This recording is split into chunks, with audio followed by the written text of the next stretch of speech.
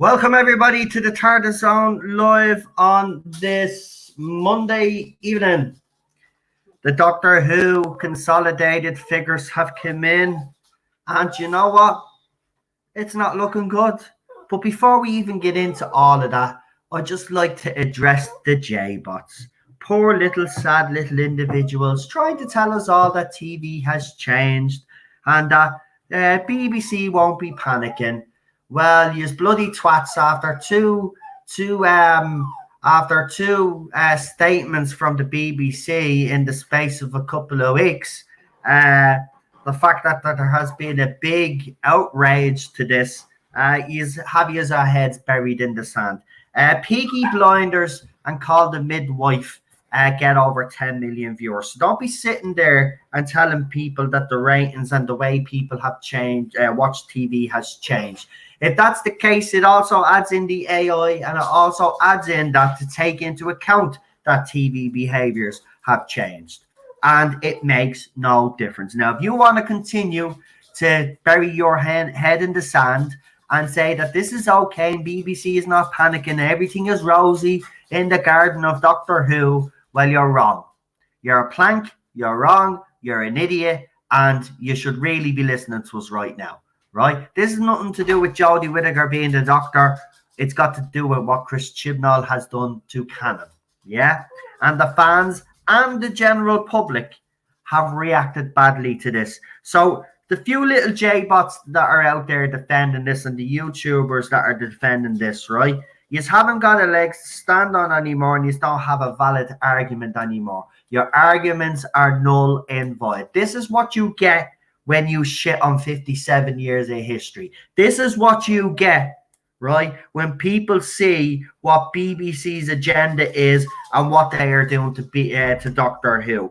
Everybody that's still supporting this era, you are a disgrace. Any Whovian that has actually supported this era, you're an absolute disgrace. And when I mean by supporting it, I mean by coming out now and defending it when you know that it's gone a shit show. You know it is, and you're still defending it. You ought to be ashamed of yourself. You should come out and be true to yourself and actually call it out for what it was, a pile of crap. And if you're okay with Chris Chibnall of destroying 57 years of Doctor Who history, well then I would actually start having doubts about calling you a Whovian anymore, to be quite honest with you. You're a little traitor.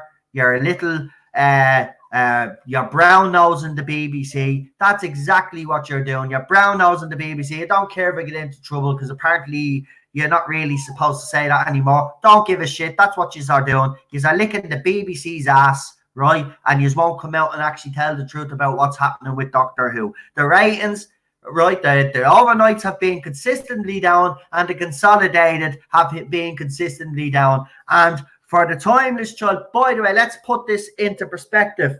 This is the lowest rated special, apparently, of all time. Right? All time. And this gobshite and all those shills out there are saying that this is brilliant. Right? That this is fantastic. He's added the canon. You haven't, you fucking plonks. Wake up. Yeah, it doesn't matter. I'll say in history because the specials have been in New Who, so it counts. Still the same thing in history of New Who. It doesn't matter. It's still the lowest. It's an absolute disgrace.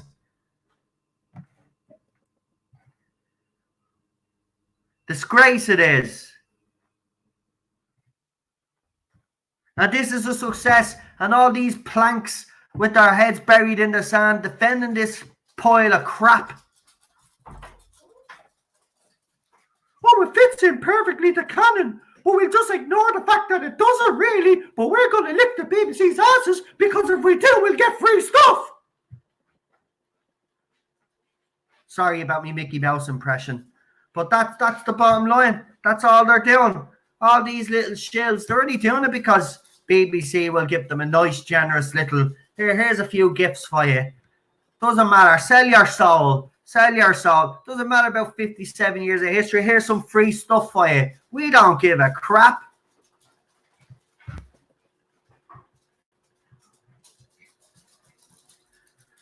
ruining history. And for what? And for what? Just to pander to a few little twats in the fandom that were invited into this fandom. Let's remember that. These little twats were invited in this fandom and now have taken over the fandom. Little twats we invited in. Right? Little shills. Oh, look, free Dalek stuff off the BBC. We don't care if they've ruined 57 years of history. Because we're getting their free stuff. And then we're going to ask the fans for money then because we don't give a shit.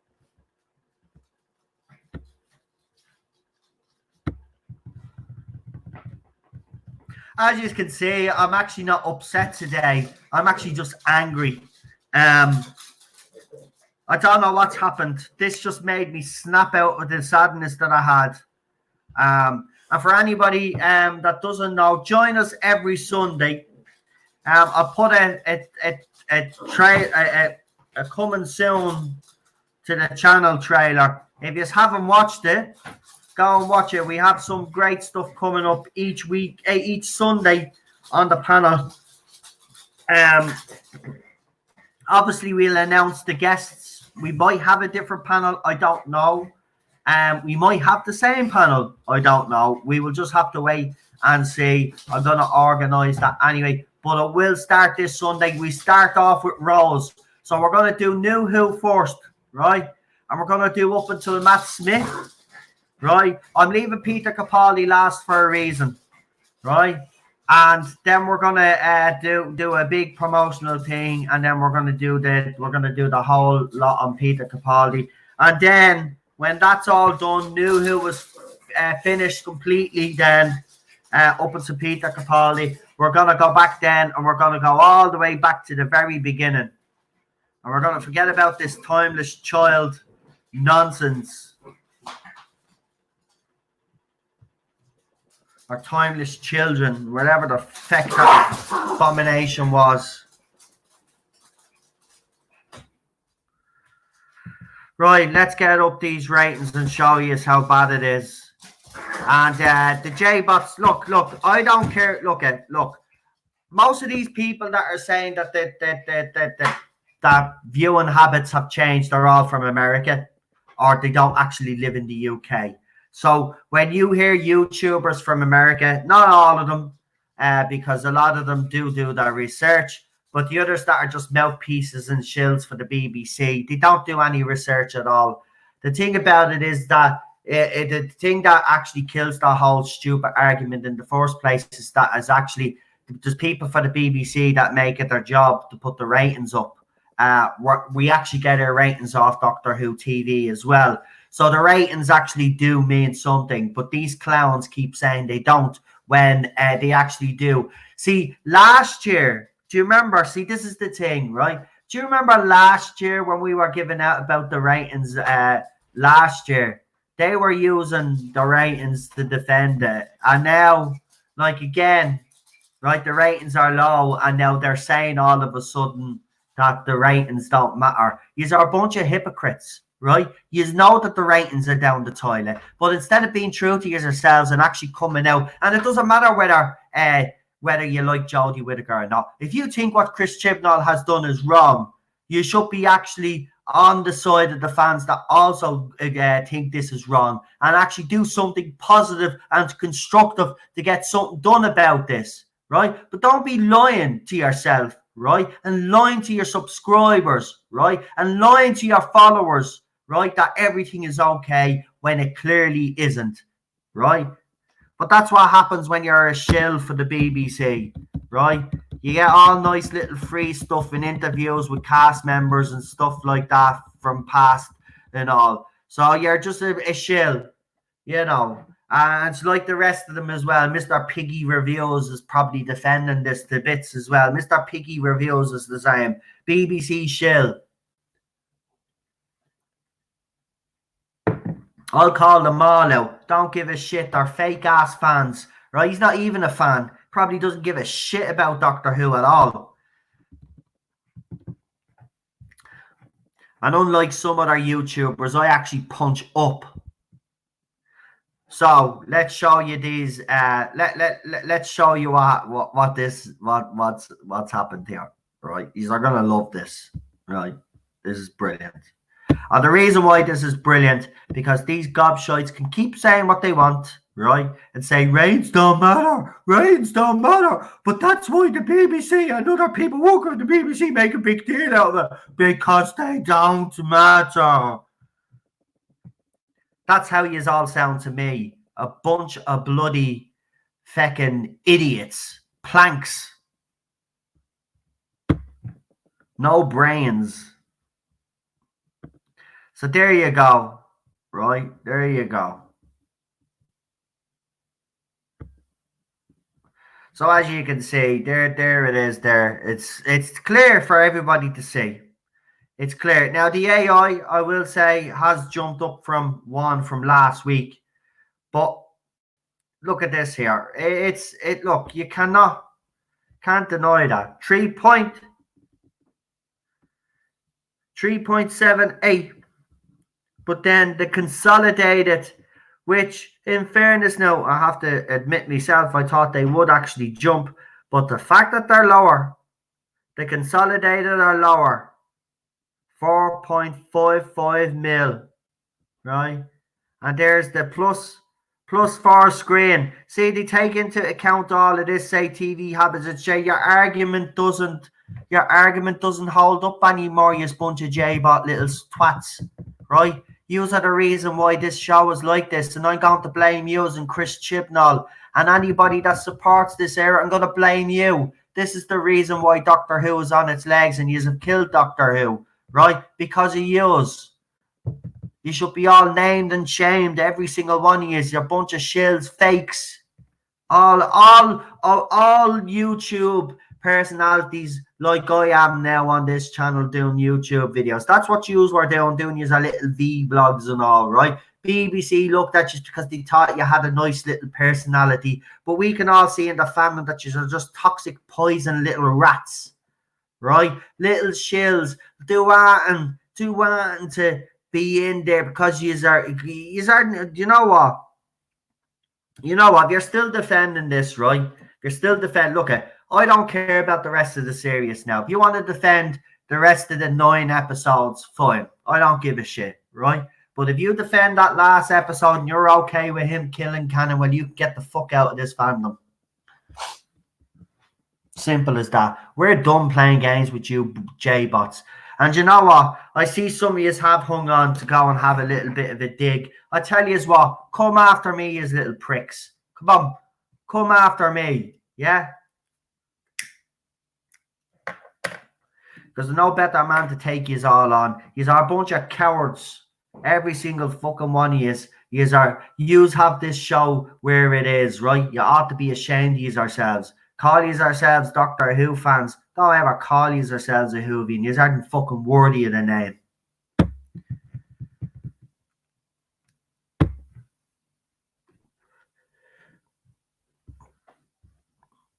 And I mean that. They're not worthy of the name.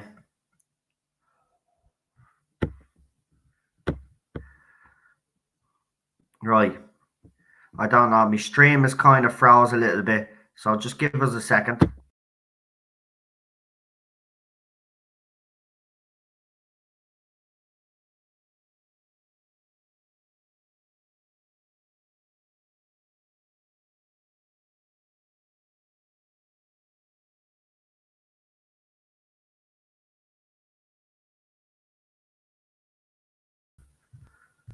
Right. I'm back. Sorry. But yeah, it's flopped. Look, there's no look. As I said, they can say whatever they want. They can make up with all the excuses about TV habits change. Well, I'm sorry, Peaky Blinders, The Bodyguard, all those other shows were getting 10, 12 million viewers, right? And why? Because the writing was fantastic. That's why. And that's what's wrong with Doctor Who. The writing isn't fantastic. So your arguments and your comparison with Peter Capaldi's era no longer holds any weight. It no longer holds any weight. And you know what? This week has been very, especially it has been very difficult for me. And I know it's been difficult for other Whovians out there because I've seen it, right? But I'm still good. I still don't feel great. But I have to say, this just annoys me even worse because it's clear to see that it's on its last legs, and none of these idiots realize that it's game over. It's game over. They've actually ruined Doctor Who. It's game over. Now, I might have to hand you over to someone for a few minutes, so hold on. Just want to have to do something. Something's just at the popping up, but I will still continue. But do me a favor, guys. Keep doing what you are doing, right? So the emails to the BBC, don't forget to continue to do that. We will be trying to come up with other contingency plans.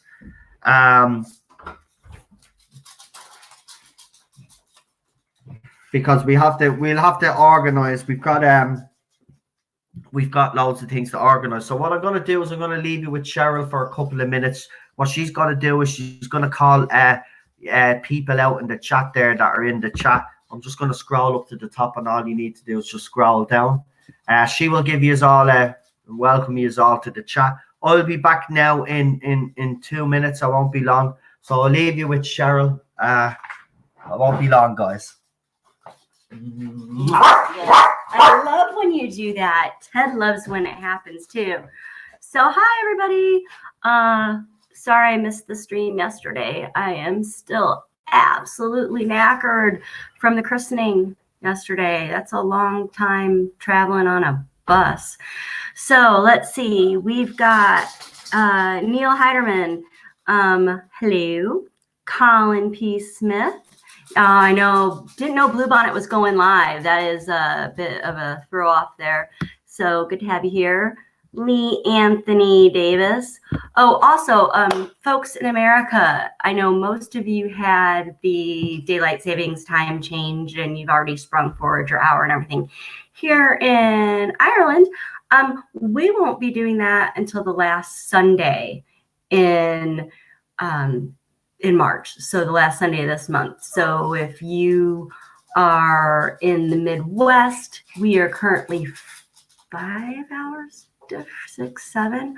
Oh, I don't know. This hurts my head. It's like math and stuff. But anyway, just so if you're in the US, things are a little bit off time-wise because we don't do daylight savings the same as you guys do. Anyway, I'm rambling because I can't multitask at this point. CJ Campbell, 37. Hello. Hi, Lindsay Kane, Wally. How are you? Hope you're doing well. Loved your Casper picture the other day. Give him a little head rub for me. Marty Carlin, welcome. Charlotte Shields, always a pleasure to have you here. Rachel Mullins, hello. Problem Being, hi. Haven't seen you in a while. Good to have you back. Rachel Mullins. Hello, Lee Halford. The True Whovian, hello. I was going to send more emails, but I was really angry yesterday. I think a lot of people still were.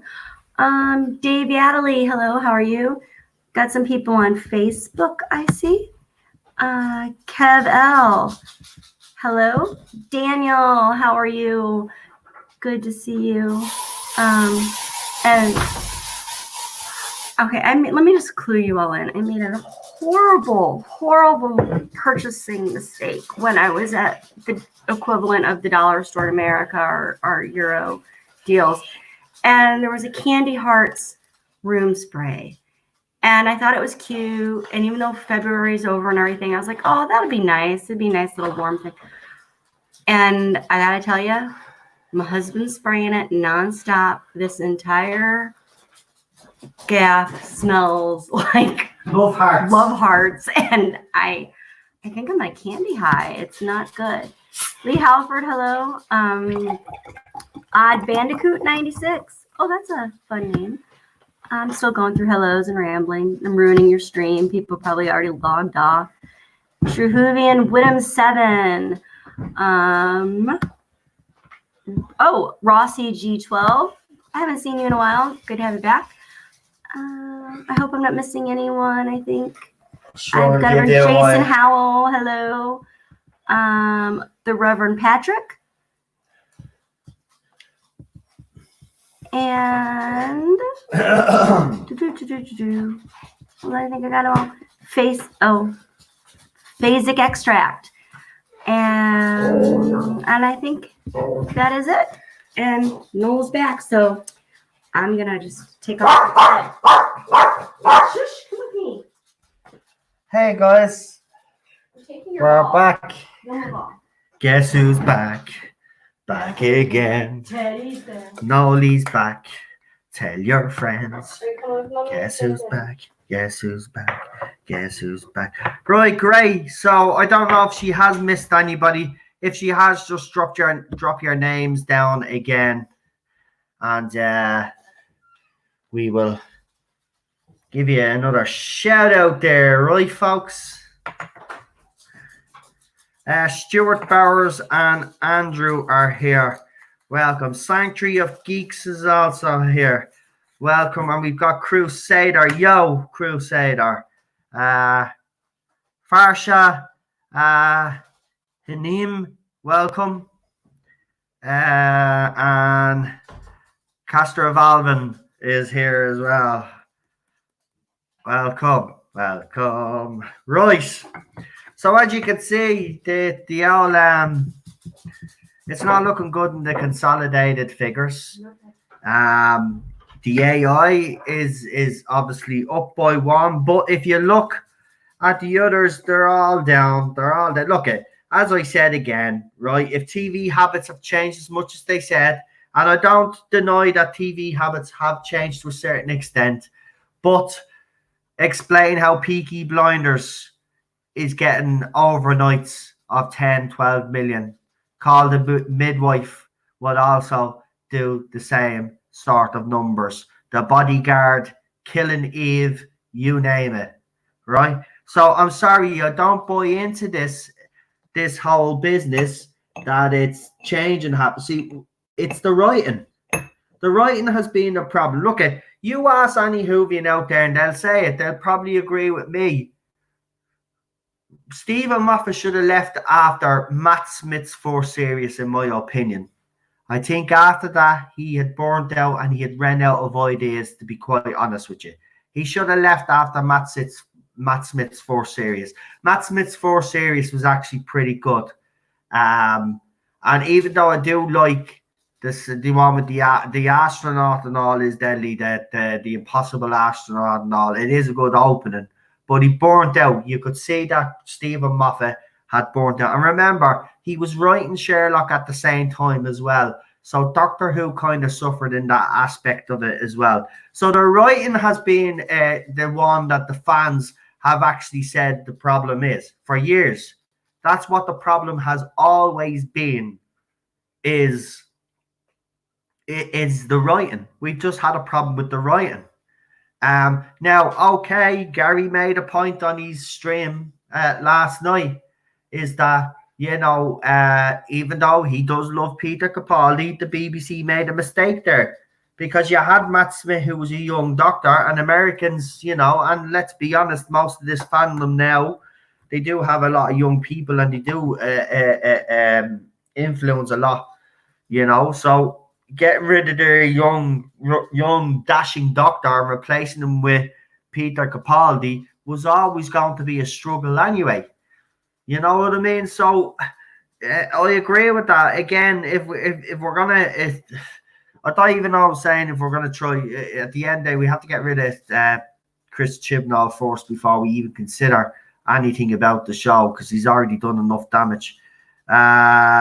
Disagree. No, Capaldi series 9 was pretty solid. Look, he had pretty solid episodes during his run. Moffat did near the end, but if you look at overall of what he did the last few years, it's been bad. The writing has been the biggest issue.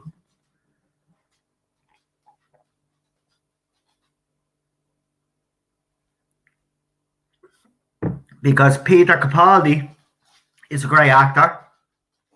Peter Capaldi elevated some of those weak scripts and made them actually decent. So I don't know. For me, Moffat should have left. I'm being honest. I think he should have left.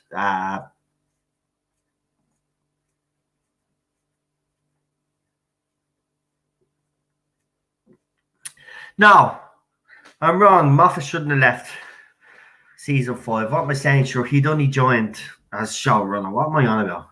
He should have left. He should have left after Series 7. Wasn't that Pete? Hold on. That was Peter Capaldi's. No, that wasn't Peter Capaldi's first. That was Series 8, wasn't it? See, I'm getting confused now. What was Series 7 again?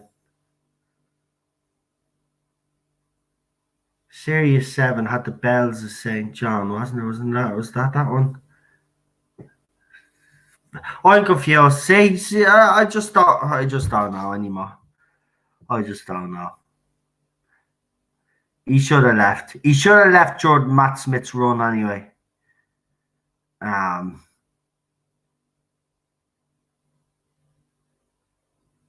So I can't even remember when he took over now. He took over with Matt Smith, didn't he? Yeah, he did. See, because the specials always screw me over, right? So he took over Matt Smith's era.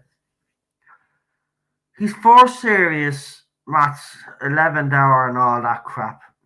Vampires in Venice, wasn't it? And stuff, yeah. So that was pretty decent. Then season 2 story arc was the whole impossible astronaut, River Song, Amy Pond's bleeding daughter crap, yeah. Then I had a mid-season break. See, that's where it catches me out as well, because it came back with Let's Kill Hitler, which is an absolute abomination. But then Series 7? No. 6, 7, yeah, was Clara with Matt Smith, wasn't it? So that was the one where she was Victorian Clara.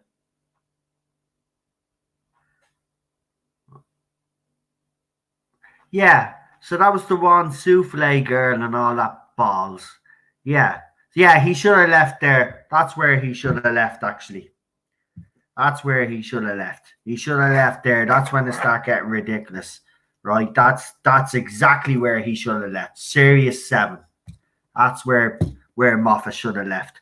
And someone else should have took over Peter Capaldi's era. When Matt Smith announced he was gone, then Capaldi was brought in. Moffat should have stepped down and let someone else take over. Not Chibnall, because Chibnall would have been busy at the time anyway, so they would have went a different route with a different fucking showrunner. Damn.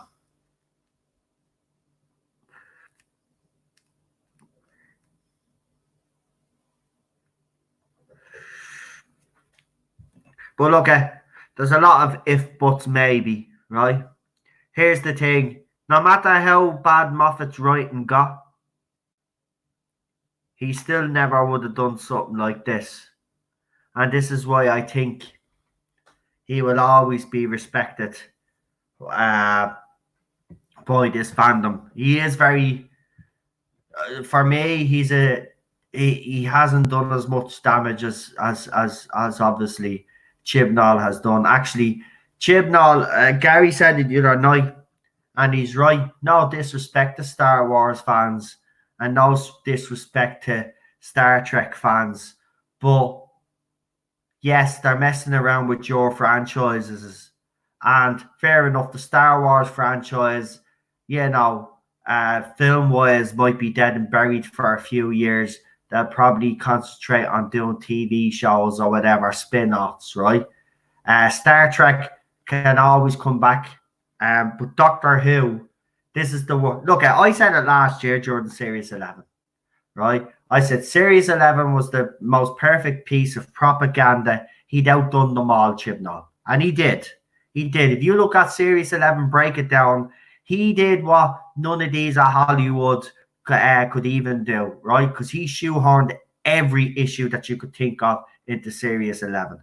And then Series 12, then he said he could go one better, Chibnall, probably to himself, right? I can go one better. These people in Hollywood think they know how to do it. I'm going to show them how to ruin a franchise. I'm going to show them how to put a franchise and flip it on its head. And that's what he did with that very last episode. He put them all to shame. Someone put a picture, put his face on Thanos, right? Fucking perfect. That's exactly what he is. Because he did it. It was absolutely, look at, from his point of view, from an SJW point of view, Chris Chibnall, that last episode was done with precision, right? That if the experts at Hollywood want to know how to kill a franchise, just watch the last episode and watch how to undo 57 years of history, right? He's the man that they should all turn to if they want to ruin franchises, because he is the expert. He has put them all to shame with what he's done. Every single one of them.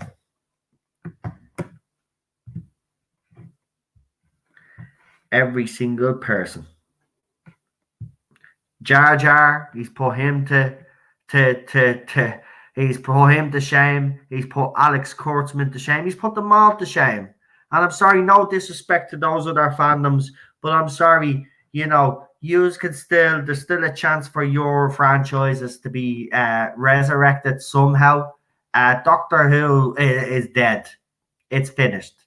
If he continues with this plan, which we know he's going to, and as people have said, with the BBC, when they're defiant like this, they don't just double down. They're going to triple down, quadruple down. They are going to go all out. So don't be surprised that classic Who of yours that you have somehow is altered in some way to fit in with Chris Chibnall's narrative.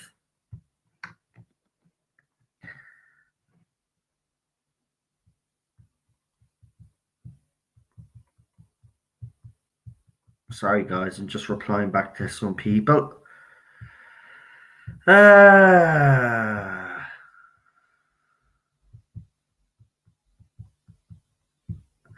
But seriously, it's absolutely ridiculous. Series 11 was preaching boring, but at least canon wasn't broken. Exactly. And you know what? At this stage, Rachel, I said it a couple of weeks. I said it a couple of weeks back. If Series 12 had went the same route as Series 11 did, and they doubled down with the preachy stuff, but didn't destroy canon, yeah, I'd be giving out that it's too preachy, but I know there'd be one more year of Chris Chibnall doing this, and then he'd be gone, and then we'd probably finally get proper Doctor Who on the screen because there'd be a new showrunner. But the fact that they've backed him now means that he's not going anywhere for the foreseeable future.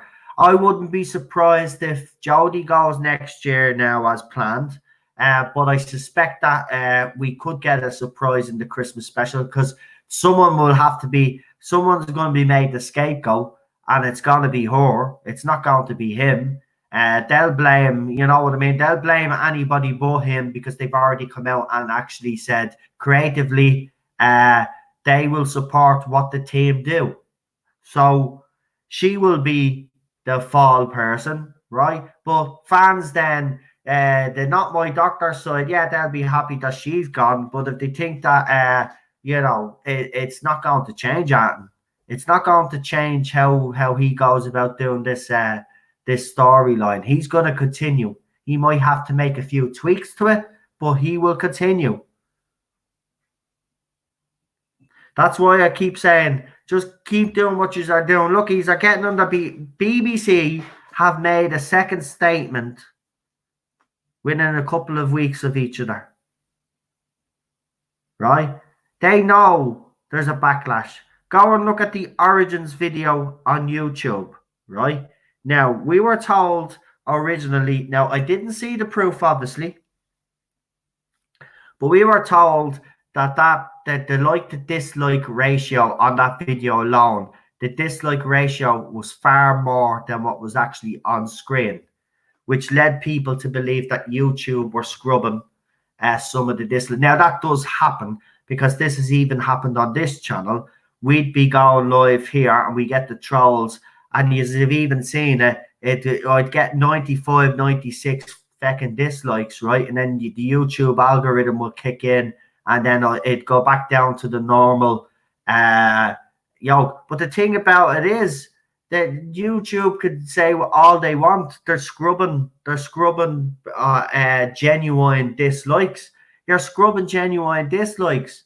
Just because there's a certain, and by the way, the like ratio is 1,100 and something. It was the last time I seen it. So even for an origin story, only 1,000 of how many millions of Doctor Who fans have actually liked that video. And this is what I have to actually say. There's more dislikes on it. So there's a lot more people. I've even seen news articles, and you've even seen it being thrown, and I'll be doing a lot more of that.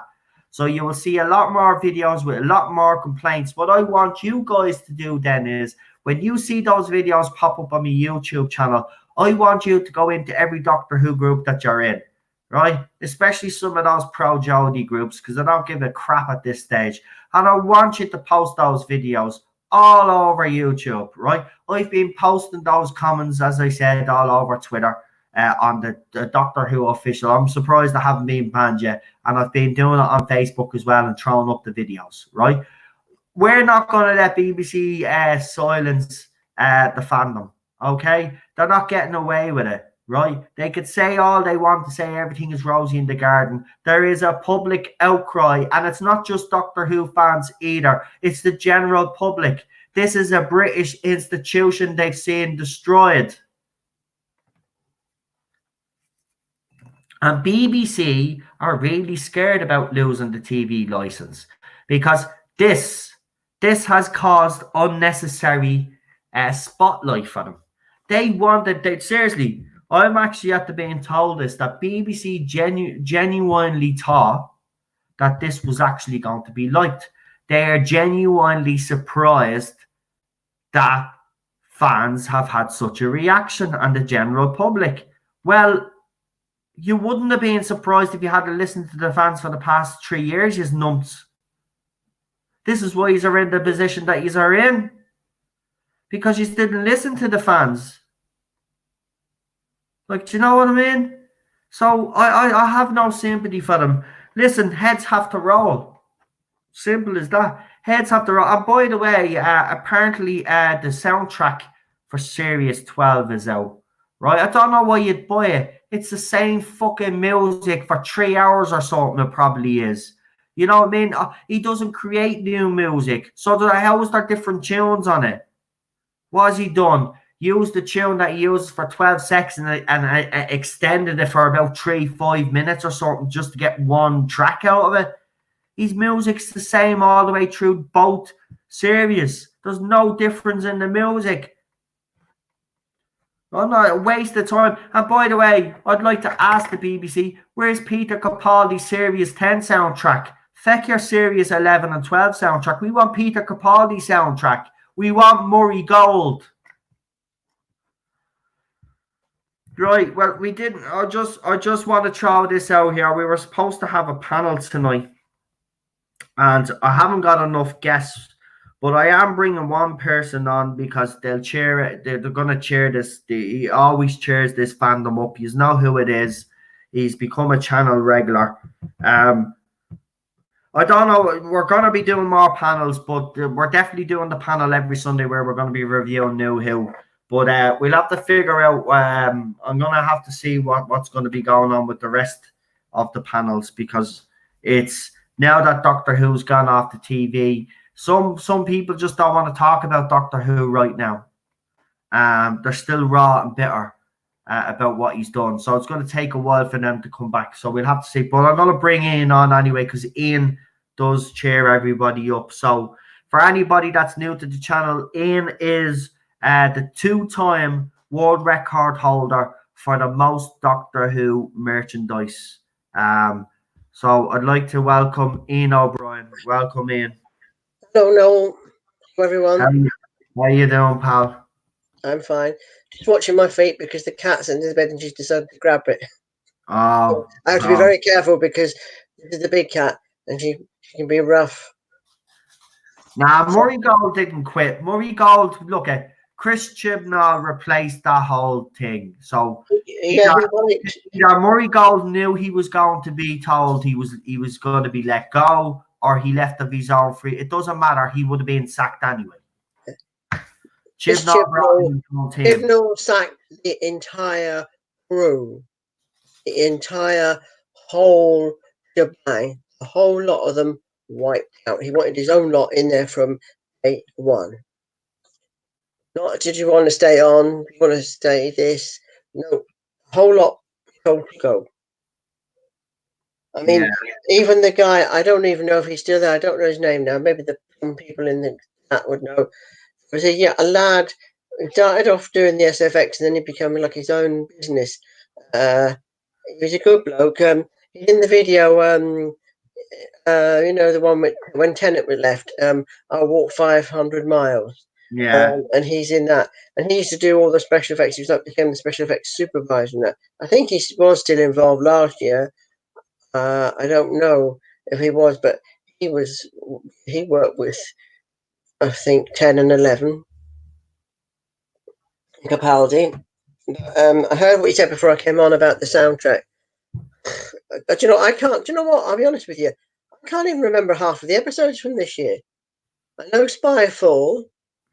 Yeah, the environmental one. I'll see if I can get them. Nobody say Arton, right? Let's see how many I can actually name in a row before I get stuck, right? And tell me if I get them in the right order. So we had Spyfall Part 1, Spyfall Part 2. Yep. Then I think we had, no, don't tell me, because I'm going to get this wrong, and I'm going to get this wrong. I think we had Orphan 55 next. Then I think after that we had, I think it might have been the Tesla. No, I'm off again. I'm like, was it Tesla? I have no idea. I'm just going to turn on the light. 1 sec. No, I can't remember. Then we had Praxias. I haven't got a clue. I don't care what order they were in. Then we had the Fugitives of the Judean stuck in there somewhere. Murray Gold, listen, I don't know if anybody has seen my little tribute video on all the doctors. And there's a little piece at the end as well that apparently has made people cry. I have to say, even watching my own video and even putting it together, I got very emotional. But if you haven't seen it, right, and you love Doctor Who, and you know, William Hartnell and Peter Capaldi to you are 1 to 12, and you agree with that, go in and have a look at the little video that I put together. It's on over 500 views now. My goal is to try get it as many views as the Timeless Children review that we did, which is over 3,000. This video definitely does. It hasn't been monetized either, folks, because I obviously used copyrighted material, but I used it on purpose because this is just a video for me to you guys and for every Whovian out there right now that's feeling sad and heartbroken. And I know it does get emotional, but do you know what? I love. It doesn't matter. I do get emotional watching it myself, I have to say. But I love reading those little quotes. I love looking at their photographs. And I have to say, I thought myself, I had finished the video, right? And I just had the Murray Gold music. And I was like, nah, there's something missing. And then William Hartnell was at the start, and I said, well, it'll only be fitting if I finish with it in the video. So then I decided, well, why not get what he says to Susan and put it at the end of the video as well? I think that'll give it a right kick. And obviously it has, because there, even Daniel says, I was crying before the speech. I had a few other people actually text me as well and actually thanked me for the video. So yeah, listen, it was emotional for me too, but I felt I needed to do something. And I know it's not. Look, I know people would be brilliant at putting trailers together, and be probably emotional as well. But that's the only way I know how to do it. And I hope you did enjoy it. But listen, do me a favor again. I'd ask you to share that video, especially to someone out there that you know that is heartbroken. Just send it to them. It's memories, and it's Murray Gold. And I think for me, that's the piece of music that I actually listen to when I'm in the shower. Believe it or not, that's the music that I listen to in the shower. So yeah, I love Murray Gold. Murray Gold. Murray Gold wouldn't be it. Do you know what though? I was actually thinking you've got to think of some of the scenes in series 11 and 12, and I'm thinking where would Murray Gold's music elevate the scene? And there was one scene in particular out of the both series that for me would have had more of an impact. Well, two scenes. Right, you've got Rosa, right? Instead of that awful pop song, if you had some Murray Gold sort of music, where it's creeping in and then it gets inspirational and stuff. Because Murray Gold is good at that sort of thing. That would have been great. And then in Spyfall Part 1, Sasha's reveal. We've got Ian, I think there's an echo on your end again. That's weird. Yeah. Should I refresh? Yeah, if you don't mind, I'll add you back in. Just sometimes what happens. Right. I'll refresh this minute. And the other scene as well, the master reveal. I think if that had Murray Gold's music behind that scene would have had more of an impact, because Jodie Whittaker's face is just priceless. I do. Yeah, it's still kind of there. I don't know what it is. It doesn't matter. We'll try continue, and hopefully it's not. Hold on, I'll turn the volume down on my end just in case, but I don't think it is. But hopefully that'll make it better. Yeah, just turn the volume down a little bit, Ian, if it's up all the way. Okay, just 1 second. It might go off for a second because I've got to find the right button. No, here we go. There it is. Any better? Yes, much better. Right, listen. So, as we know, the Daleks are back. Right? I love the Daleks. My favourite all-time villain, but sorry. I'm not going to put myself through the thing. There's a lot of hints. That it's not just going to be the Daleks. So, the rumour is gathering up pace. Haven't been able to confirm it, to be quite honest with you. I'm going to be honest with you. But Davros is a big name that is floating around big time.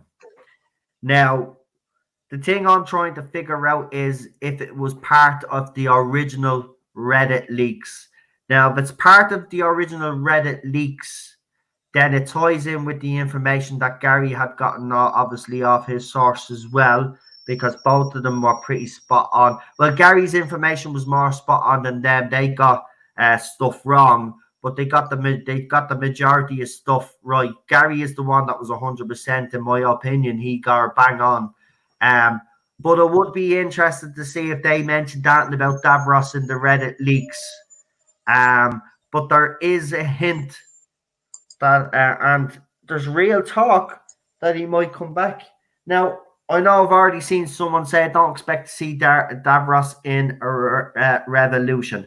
Well, all I'll say is that we do know that the main series was finished filming in, I forget when it was. Was it October? Yes.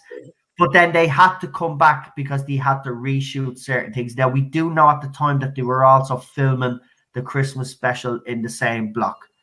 Now, if they were doing reshoots, there is a chance that Davros's character could have been written in at the same time and kept under wraps. Remember, he wouldn't have to be outdoors. He's always either in on a ship or he's in a building, right? So they could keep him under wraps. Because look at John Barrowman. John Barrowman was added in later. The series was already completed and they added him in later. He was a shoe-in cameo. It's so obvious. He was still in the jungle. You could see it by even his appearance on the screen. He'd only came back from Australia after taking part in I'm a Celebrity. So No, I'm telling you, there's a possibility. I don't want Davros either. I agree with you. Nobody wants Davros. We love Davros, but I don't want them in this era because they'll probably turn out that Davros is fecking a timeless child or something. When you see another doctor, another version of the doctor, these are all evil versions of the doctor. The master is really the doctor, Davros, because that's what he's doing. That's the whole point. Anybody can be the fucking doctor now. Your fucking Ian's cat can be the fucking doctor. Ted that's sitting beside Teddy could be the doctor. can be the fucking doctor. My nose hair can be the fucking doctor, for fuck's sake. Sorry, Ian. I don't mean to get upset, but this is what he's done. No, I will not. You see, I just tell you this.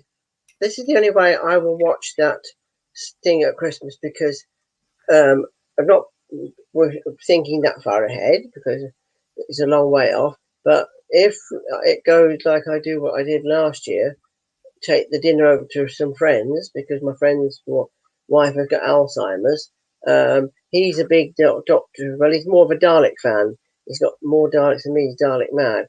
Now, he might want to watch it. And I will say, if he does, then that was the only way I will watch it.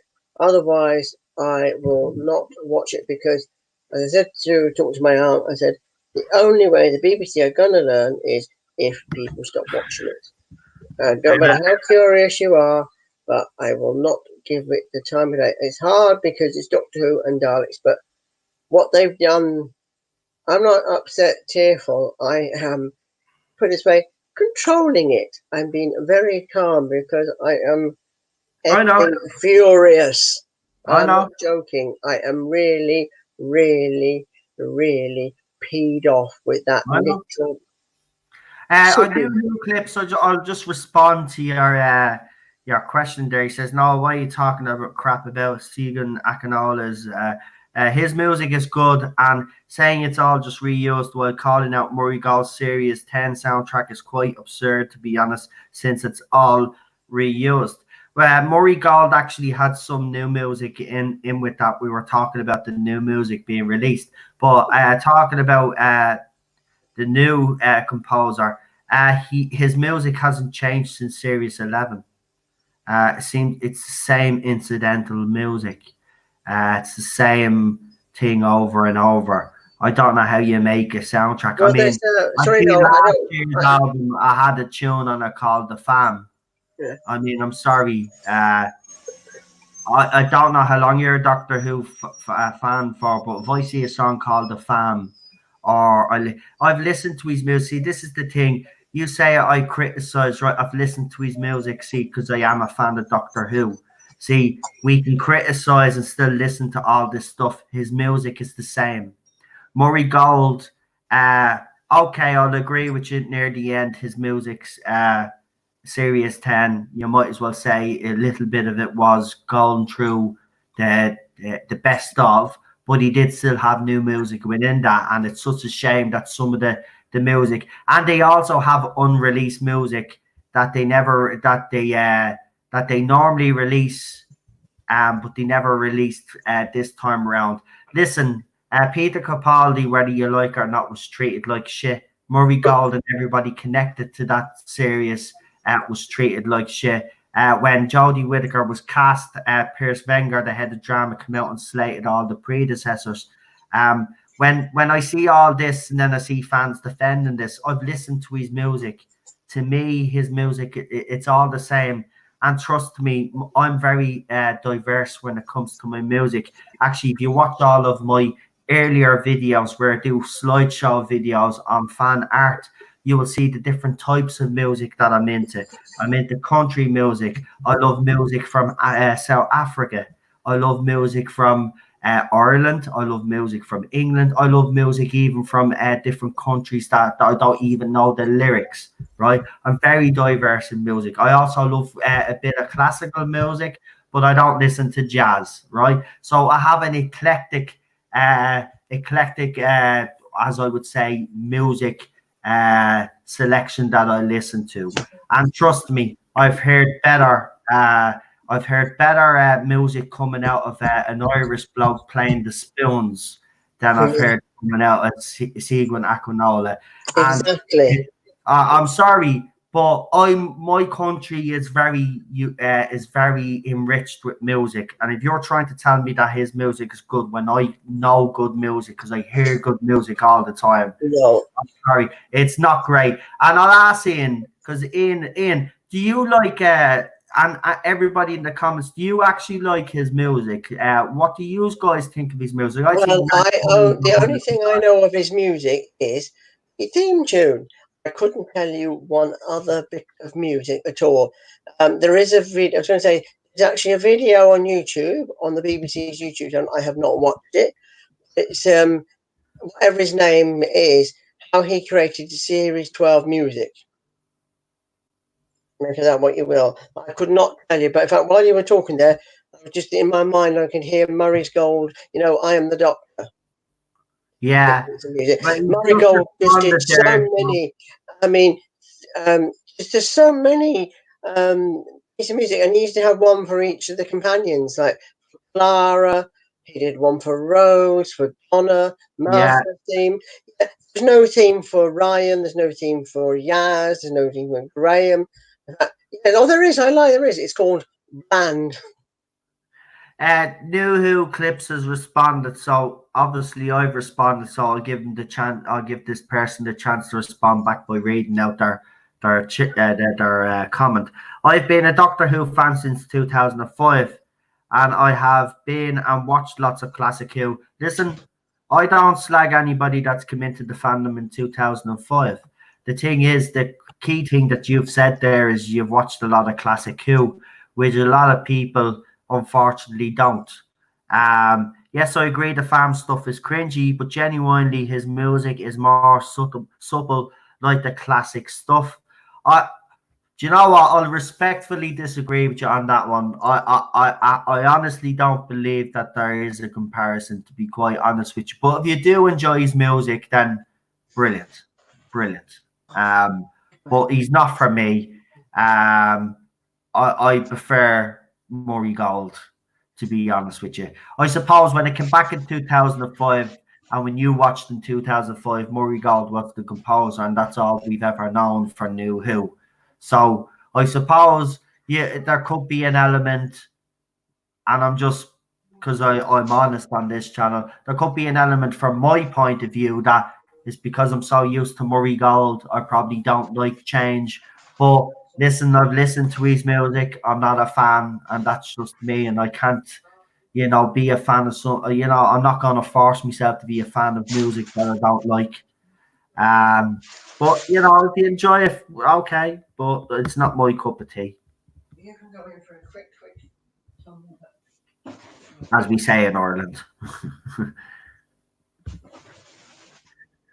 Right, Ian has just gone off to do something there. He said he'd be right back. So we'll just see, because we've got a few new people in the chat. We got Nicholas Horton here. Welcome, Nicholas. Nice to see you. Who else have we got? I think I've seen a few. I see Daniel's here as well. I don't know if Cheryl called you out, but it's the first time I've seen you here. So I'll give you a shout out. We got Lee is here as well. Welcome, Lee. Ben is here as well, and Andrew. Rob is here. Welcome, Rob. And I think that's everybody. And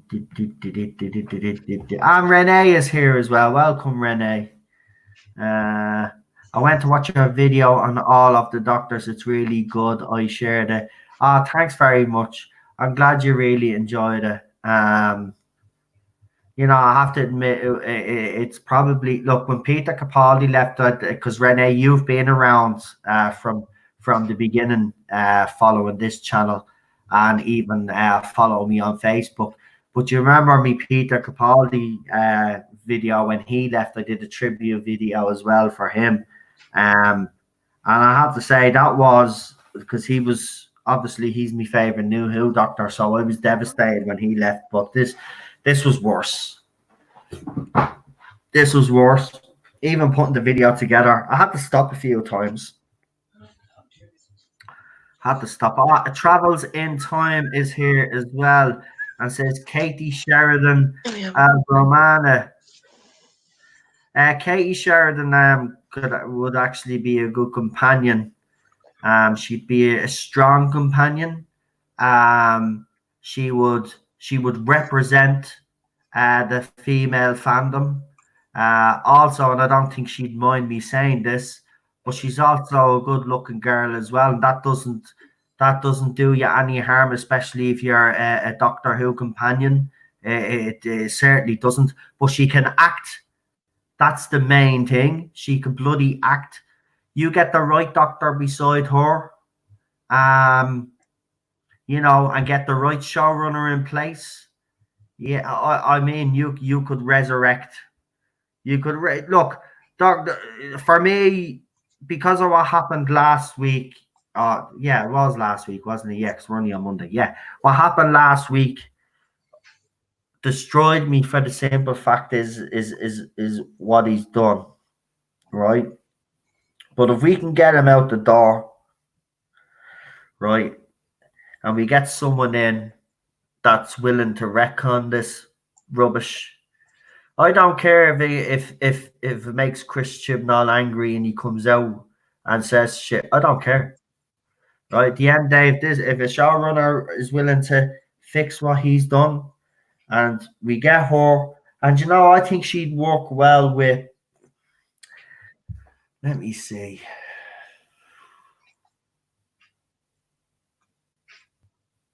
She would work well with Richard Ayoade. He's my choice for the Doctor. If you're going to go for a younger Doctor and a geeky Doctor as well, and he is a bit of a geek himself, so for me, him and Katie Sheridan, companion and Doctor, fantastic. But you need to show it. Who'd you get a showrunner? And Ian, I'll ask you because you'd know more than I would. Right, Chris Chibnall's doing what he's doing now. Can you see another showrunner having the balls to come in and undo what he did? And if he did try to undo what he did, do you think there'd be resistance from the BBC starters, from Chris Chibnall, secondly, and thirdly, these fans? Well, no. Well, first of all, for any change to happen, BBC have to decide that Chibnall has to go, along with Madam Whittaker, which is at the moment no sign of that happening. The BBC will have to have a think and say, do we want more Who, or what do we want from it? A new showrunner, see, we could end up with a situation like what happened in the 80s, where John Nathan Turner was made to stay on because nobody else wanted to take on the job of producer. I know things have changed and it's all different the way it's done now, but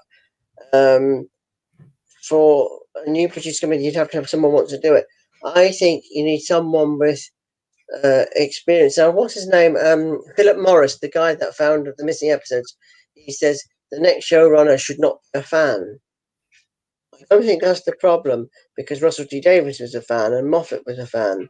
Yeah, but hold on though, right? I know that argument has been made, and I actually did bring it up. I think it probably would be a good idea, but hear me out on this one though.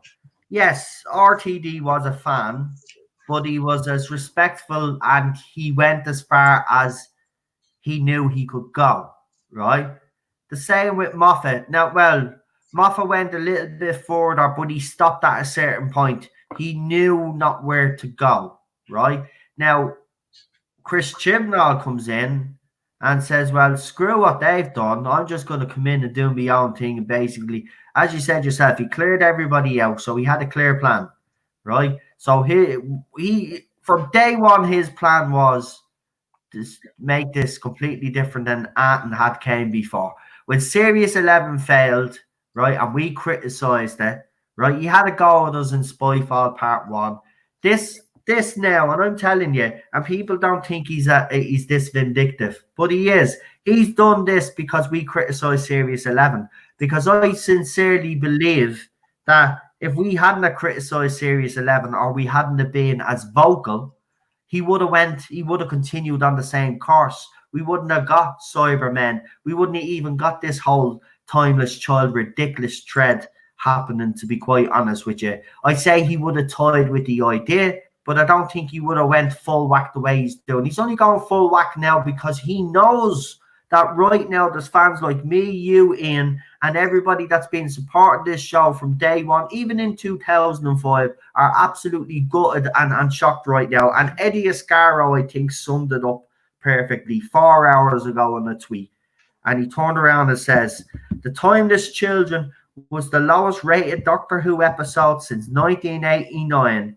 That's a 31-year low. Well done, Chibnall. You definitely know your audience. Nice to know both you and Whittaker think fans' opinions are irrelevant then, eh?" And he's right. And he's right. That's the you know what I mean? But the fans are actually telling us. The fans are actually telling them, right? The fans are telling other YouTubers as well. You see it on Twitter, Ian. Did you see all the lovely stories that people are sharing about their experiences with Doctor Who and what Doctor Who means to them? It's just I don't understand what is this destructive course the BBC on. I mean, somebody said to me on Facebook, a chap from America who can't stand it either. He said this to me, and it was a very good point. He said to me, "It's funny how times change. In the 80s, the fans wanted to save it. BBC wanted rid of it. Now it's the other way around. The fans kind of want rid of it. Well, some of them do. I don't. I just need it to be changed. And yet the BBC want to keep it on its course. I mean, they're practically saying, remind me of a word, what is it, a certain Prime Minister once used, to stick a woman, gotcha. Lady is not for turning. So in other words, the BBC are not for turning. Well, if they read the ratings, they want the show to last. They well get their act together. Otherwise, who will not be existing because HBO, I don't know how they work or whatever the deal they've got with China. They're not going to want to touch this. Why would you invest your money in a product that no one wants to watch? Exactly. Someone said, "Oh, the ratings don't matter." Someone said that to me on Twitter, and I said to him, "Okay, then why do BARB, as the British Audience Research Bureau, why do they bother collecting the ratings data then if they don't matter?" Don't get clever with their stupid answer back to me. Couldn't answer it. It is the lowest rated episode of New Who. And that is bad. I mean, what are we now? 2000. Well, since 1989. It's 15 years, isn't it? 15, about 15 years now. 1 minute, let me just check something before I say if my computer's going to let me. Yeah, there you go. The Timeless Children is ranked 828 out of 861 in the episode count. Listen, it's over 30 odd years since 1989. It's the lowest since 1989. This is 80s numbers we're looking at now. Right. 89, sorry, no, 89. The difference is, though, in 89, yes, it was a low number, but then there was no catch-up, there was no laptops, there was no tablets, etc. So that was it. That was the fun rating. I mean, even when you add on the extra tablets and that, then over the consolidated, it didn't even get up to a further million. I'm just looking up. Yeah, we're almost on the 26th of March. It will be 15 years since New Who came back. Who came back, not New Who came back. And 15 years. And now look at the state it's in. Not a healthy state. And there's no reason why it shouldn't be. And that's Ibnall's and Whittaker. And I heard something on somebody's channel. I can't remember what it. I don't know whose it was, but or was it even yours? I don't know now. I can't remember. Somebody played a clip of Whittaker talking to Tennant on the radio, or an interview when he interviewed her. And she said, "Oh, I watched some of the past Who, a little bit of it, and I decided that I stopped because that wasn't for me." She basically has admitted that she's ignored it. And one thing I was wondering, she better be careful because her career could flop because it will Well, become known you that know what? Doctor Who has fallen down because of her and Chibnall. So it could backfire. So that it'll affect her. I'm not You know wishing what ill I'd, on the you woman. know what I'd love to see? I'd love Jodie Whittaker to jump ship. I'd Mm. actually have respect for her. If she jumped ship, I'd actually give her a standing ovation. I would. Jump ship. You're better off. Look, it's not. Look, I'm not blaming her now. I don't care. Look, she was never right for the role. We went through it all the time. We know she's not right for the role. Right now, I don't care. My worry, my focus is Chris Chibnall. But if she was to walk away, I'd actually have respect for her. You know what I mean? Because she know, look, she'd say to Chris, look, we can't. If she actually went to him and say, look, I can't be part of this now. It was great while it lasted, but I can't be here while you do this because, you know, it's not gonna be good for my career, right? And she walked away, and we found her out. I'd have respect for her. I would. I'd actually say fair bloody play. Did you know what? I would. That's the first Doctor Who thing that you've ever done, and she'd get it. It'd be the only doctory thing that she's ever done. I Seriously. would hope she would do that because I don't wish ill on her. I'm annoyed at her because there's certain things she's done. I don't know if anyone remembers. You may or may not remember now what she did not last year, whenever that stupid series 11 was. And this angered me because those that didn't want a female doctor, well, she didn't do anything to reassure them because I she went on know. The Twitter and she read out video, people's Twitter yeah. handles that criticised, and I thought, you stupid thing, you're going to make people. Makes those that want increase Yeah, but she anger didn't and the want hate. us in the fandom. She made it clear that she didn't want fans like us in the fandom in. That's the point. She made it clear that we weren't needed anymore. Well, So, we're leaving her alone. And as I showed a friend of mine, Hills versus Babyface video that he did the other day, commenting on it. And you know, he's a good guy. He was kind of pro. I would say pro Jodie, not pro Jodie, but he liked the series. After watching that, he said there was a lot of ranting, but he's right. Um, he is right. Anyway, sorry, Noel, to change the subject slightly. Something I've just sent you. A very old picture of me from 1993. In fact, it was right. Cheryl that reminded me of it when she was on the other week. There's two of me with pictures of the doctors. I'm sending it to you in a private message on Twitter. If you could maybe show it on. Yeah, I'm going on to Twitter now. So just if It's you send it. it's 1993, and there should be another one if I can find it. I was trying to find it. Yeah, there's another one. Excuse my hair. Excuse the way I look. I was a right old mess. Yeah, it's grand. We know.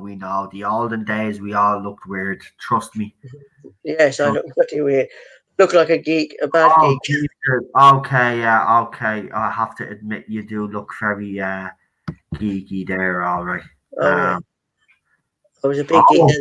Wow, though. I have to say, you really got around, though, didn't you? And fair play. They all look happy. Right. We'll share this. These look good. Wow. I have to say, the lads seem to get into it. Oh, you had slightly different hairdos as well. I can Yeah. see. Well, I've got that T-shirt. That T-shirt of me with that one that was with him sitting down. Me in that T-shirt. I still have that T-shirt from 1903. I love that T-shirt. It is too big for me now. Right, here we go, guys. He's ready. I apologise for the way I look. He's Don't hold that apologizing against in me. advance, but there he is, go. 1993. The real McCoy and Lee have both popped into the chat. Welcome.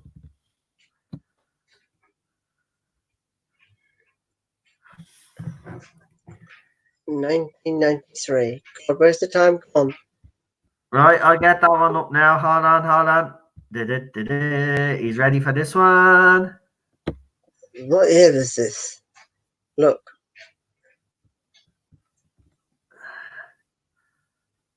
Mr. Pertwee. Jesus, do you know what year was that? He must have died shortly after because he died in the 90s, didn't he? Yeah, that was actually, when did he die? I'm just checking it now. And that's it. 1996. So that was 1993. Ah, 3 years later. Yeah. Yeah, 3 years later he died. Yeah, that was the what year? What anniversary was that one? The 30th. That was the 30th. Mentions in Time year, which I think is not compared to the all what Chibnall's done. I'd rather watch Dimensions in Time. Yeah. Yeah. Hello, I've not hello. had a chance, Noel, to dig out a lot of stuff here, but I did find some oldie bits for you. Joel, I just want to say hello to my fellow Irishman. We've got a bit of a corona panic going on. Yeah. Oh, Jesus, don't start about that. Here, man, did you see what they're talking? Did you see them on RT News there earlier today? Right. We've decided to cancel St. Patrick's Day parade all over the country. We're panicking now. Go and get your toilet roll, your bread, and your bog roll, and all that crap, and your cigarettes, your milk, you name it. I'm telling you, everybody's losing their shit. But I have to say, we did stock up a little bit just in case. But So it's do not. we done the same. We're just picking up extra stuff. You know what I mean? But no, not panicking around. We haven't bought 500 fucking rolls of bog roll. You know Jesus what I mean? Christ, like, you see these people buying 6, 7, 8 packets of toilet roll. My dad turned to the TV this evening and said how many arses are there in the household for that much toilet roll. It's fucking ridiculous. Okay. I think England produced a funny video though. It was on the 9 o'clock news. It was they're outside a KFC because a KFC ran out of chicken, and he talked to a woman in the car, and she goes, "No," it goes. The headline goes, "Strange case when a KFC runs out of chicken," and then they go to a woman in the car. I had to go to Burger King. I was like, "Oh, for fuck's sake!" That'd be the main BBC News headline. Mm-hmm. Shock horror, no thing. That's why I don't watch anymore. No, but it's fun. No, but I didn't mind because it was funny. I found the funny. Like, I mean, so hold on. Coronavirus comes, so the first thing you all think of is, I want the KFC before I die. Yes, fucking idiots. Man, come on. I'll tell you why I've wanted to jump on this evening. It has come to my attention that I was telling this before about Gallifrey Base, wasn't it? Yeah. It's come to my attention that, well, that sounds fancy way to put it. There is stuff. Do you know what? I'll put it into the private chat before I even say it, because it might not even. I wouldn't want to say this out too loud until I got the okay. Okay, okay, go on, send it to me. I'm intrigued now. Right, I'm not saying that yet, just in case, because I can hear your voice. You're pretty nervous there, so don't say anything yet. Just send it. Yeah.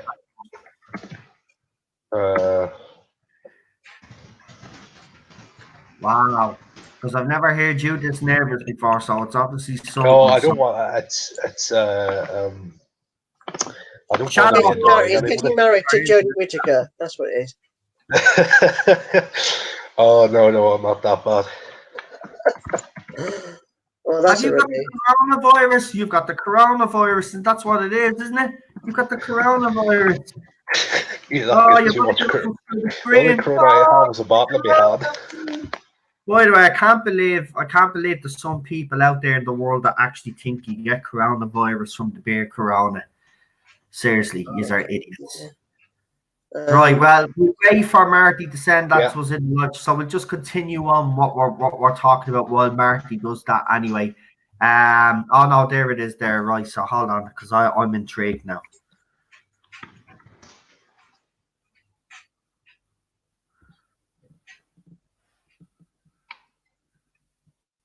Oh. Yeah. Yeah. Oh, I know what that's all about.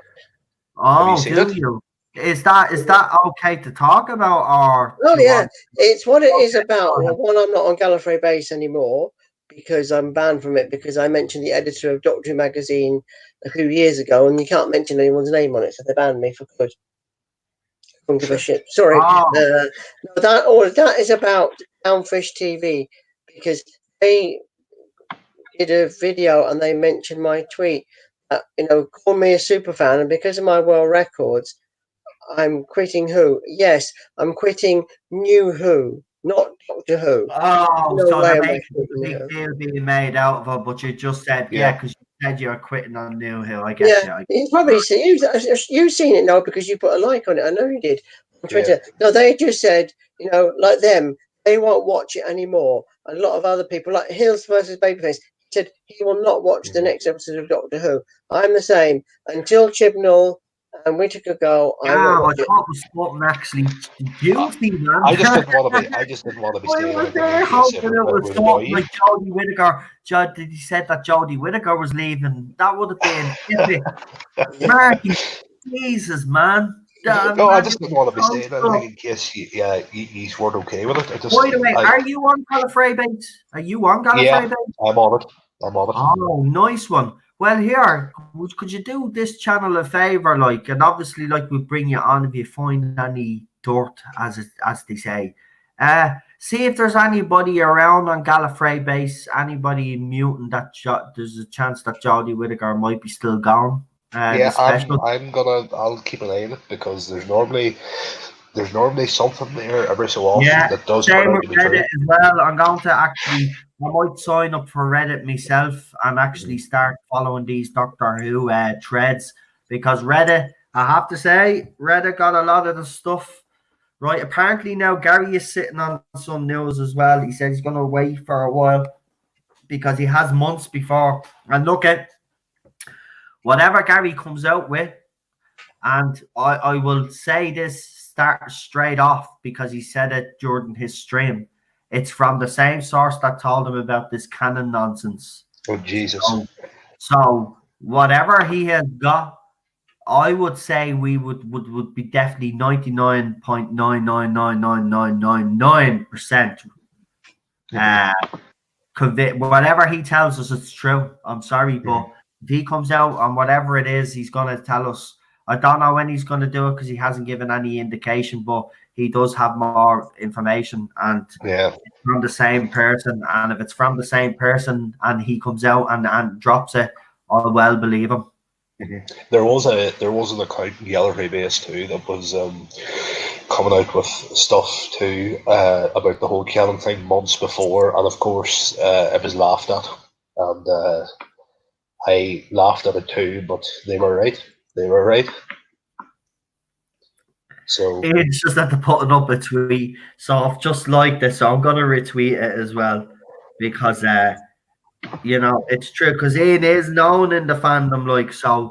Yeah, don't let people think he's leaving because Ian I'm Ian not. has Ian. Let's be honest, there, Ian. You have still a bit of pull in this fandom. I know some of the younger fans don't treat you with the respect that you deserve. And because you are. I mean, these past couple of months have really annoyed me, but have also saddened me how the fandom has gone on, especially with people like Ian. Now, Ian, if I've been following Ian a good while, and Ian doesn't.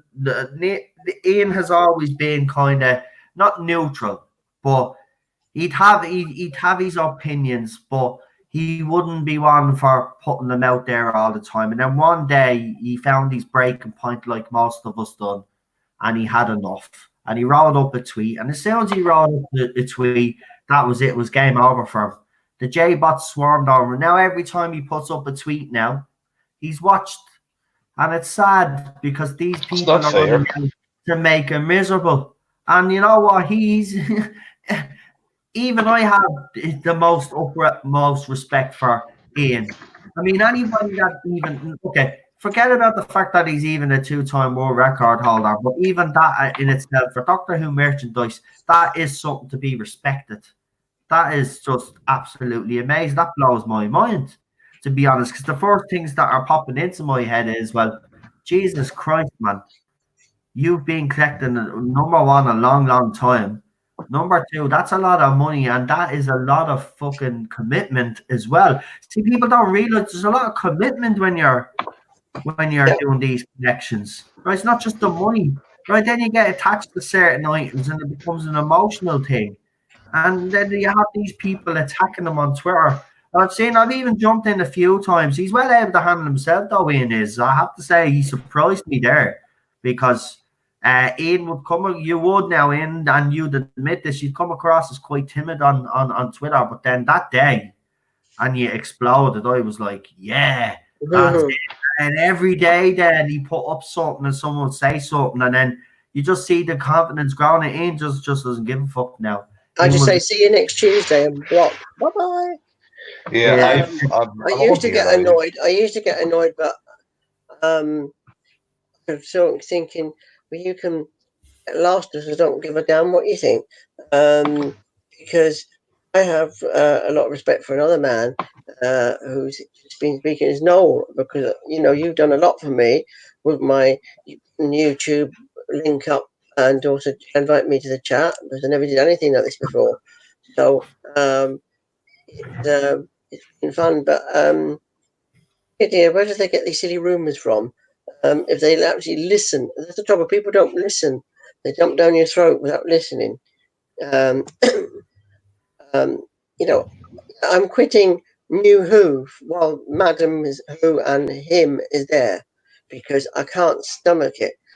My aunt said to me, it should be called Doctor Whatever now, because who is the Doctor? We know who the Doctor is. Timeless kid from another planet, not Gallifrey anymore. If I wasn't collecting, then I happen to be getting. I'm going to be going to get a new Tardis with Pertwee. When more stuff comes out in the summer, well, springtime, I shall get that. And here's an interesting fact for you, Noel. I meant to say this to you earlier. In the last few years, there's been far more classic Doctor Who action figures than New Who. There's been a few Capaldi ones, a few Smith beats, but there's been more classics. I mean, last year we had a Tom Baker TARDIS from his first story, Robot, and then in this summer we had Tom Baker's TARDIS from Sharda, Davison's TARDIS from his last story, Caves of Androzani, each coming with a new figure. So we've got so much more classic stuff that have come out in recent years. No, it sells. The classic stuff. Yeah. In 2017, when they last released a Pertwee TARDIS, they just put it into B&M. It was the first time they did something proper, because all they were doing was just repaint sets they'd done already. Then they decided to do something new. And I tell you one thing, talk about this virus and line up toilet rolls. You couldn't get that Pertwee TARDIS for love nor money. Everybody was searching for it. Everyone was ringing up B&M and trying to track it down. I got one, thankfully. I got one from a friend who got me in B&M. Couldn't get it for love nor money. They underestimated how popular it would be. It sold out. It was selling like hotcakes, that TARDIS. And that is the truth. Yeah. I'm just sorry, Marty, go ahead. No, I was just saying I'm on Gallifrey base here now, just reading through this section again, and there's a few people now that are for you and doing the same. There's people here saying that they're selling their memorabilia and stuff like that too. There's other people that obviously aren't so keen, but I wouldn't get rid of your merchandise. See, I said this the last time. Listen, don't be getting rid of your merchandise. What are you getting rid of these merchandise for? Right? You've paid good money for that. Right? These are still emotionally connected to these characters, no matter what Chris Chibnall has done to them.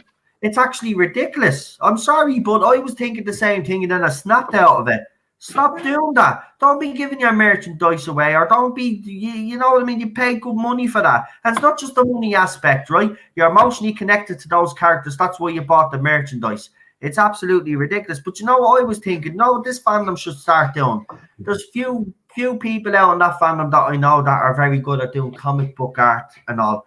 They should start writing Doctor Who comics for fans like us that are actually missing the show. They could continue the show in that form of media. You could do others. As I said, we also have Ian, Mega Geek, Rebecca Gold's creator, trying to rally the fandom around a fan film. Fine, that's another bit of medium. But this is the thing now. We need to start creating our own lore for Doctor Who now. Continue on from Peter Capaldi, ignore what's came after that, and continue on from that. And people out there, fans out there that are talented, should be creating and then sell your stuff, because fans will buy it if it's good quality. Trust me, man. This is your chance to actually make a killing in this fandom. I've just come across. And nobody will begrudge you. Sorry to Nobody would. interrupt you. I have just come across something that may be news to you. So apparently BBC America have been sending out a survey to... Yeah, they have. Yeah, have you seen this? I mentioned it on the channel. Now they've been putting out quietly to all their little chills they have. As to how they would feel if the first 5 episodes were, for example, broadcast in January and the next 5 broadcast in May. Yeah, they want to split it. Is Jim not thinking of pulling them off it here? Well, doesn't it? go wrong. I don't know what look, it's nothing they do. Look, if they're going to start playing around with the time, splitting the series, and they think that that's the problem and that's what they need to do, again, they're barking up the wrong tree, right? The writing's the problem. Get it through your thick skulls, BBC. The writing's the problem. You get rid of the showrunner. She goes as well, but you get rid of the showrunner. You get rid of all his creative team, and you start from scratch. Simple as that. Murray Gold has to come back. Murray Gold is part of the condition. Nicholas Briggs would be part of the condition for me as well. And I would like to see the auditions of these people that go to audition for the role, and even do something unique, right? Unique in that you give 5 audition tapes, you put them out there in the public, and you get the Doctor Who fans to pick their next Doctor. Do something unique like that. Something like that, yeah. But like something. Well, as long as she's gone. Back, so try anything to draw the crowd back. And this would, right, we give you 5 options of the Doctor. You vote. So if it goes wrong, well, then we can blame you. Fine. I'm happy with that. If we choose the wrong Doctor as a fandom, well, then we get it wrong. You know what I mean? You know something? I just hope if we do get to a series 14 and there is a new showrunner, something that's nice is this showrunner will get a lot of respect from fans if they come out straight away and retcon this whole time, this children thing. That's the thing, though, and I asked this: do you think there's someone out there? Do you know who my head is saying now that would do? There's 2 people in my head actually. If I had to pick the next showrunner now, I'd be picking Toby Whithouse. I think Toby Whithouse is there for me. Yeah, I don't know. Him on this channel, he'd be a good choice. I think maybe Peter Tardis could be good too.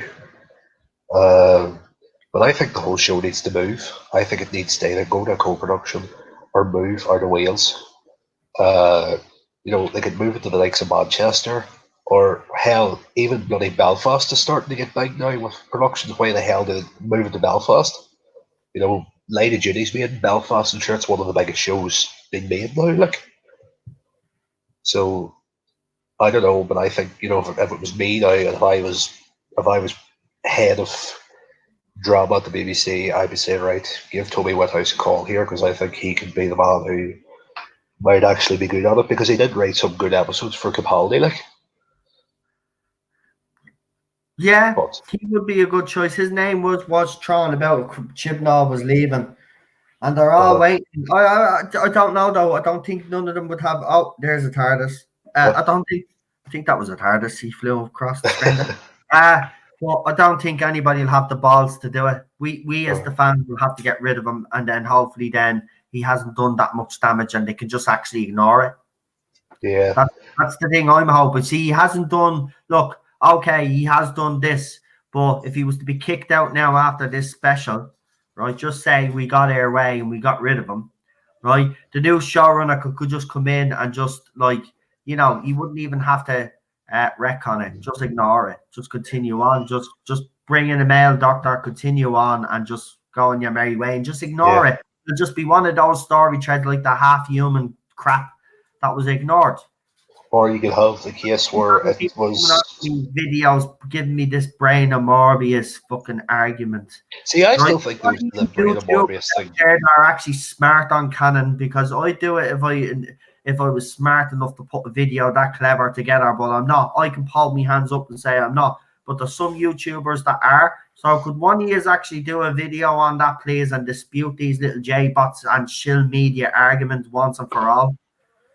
And actually all the plot holes. I know Screen Rant did a thing where they pointed out every single plot hole because of the Timeless Child. It's very good. It's just too long for me to put in video form.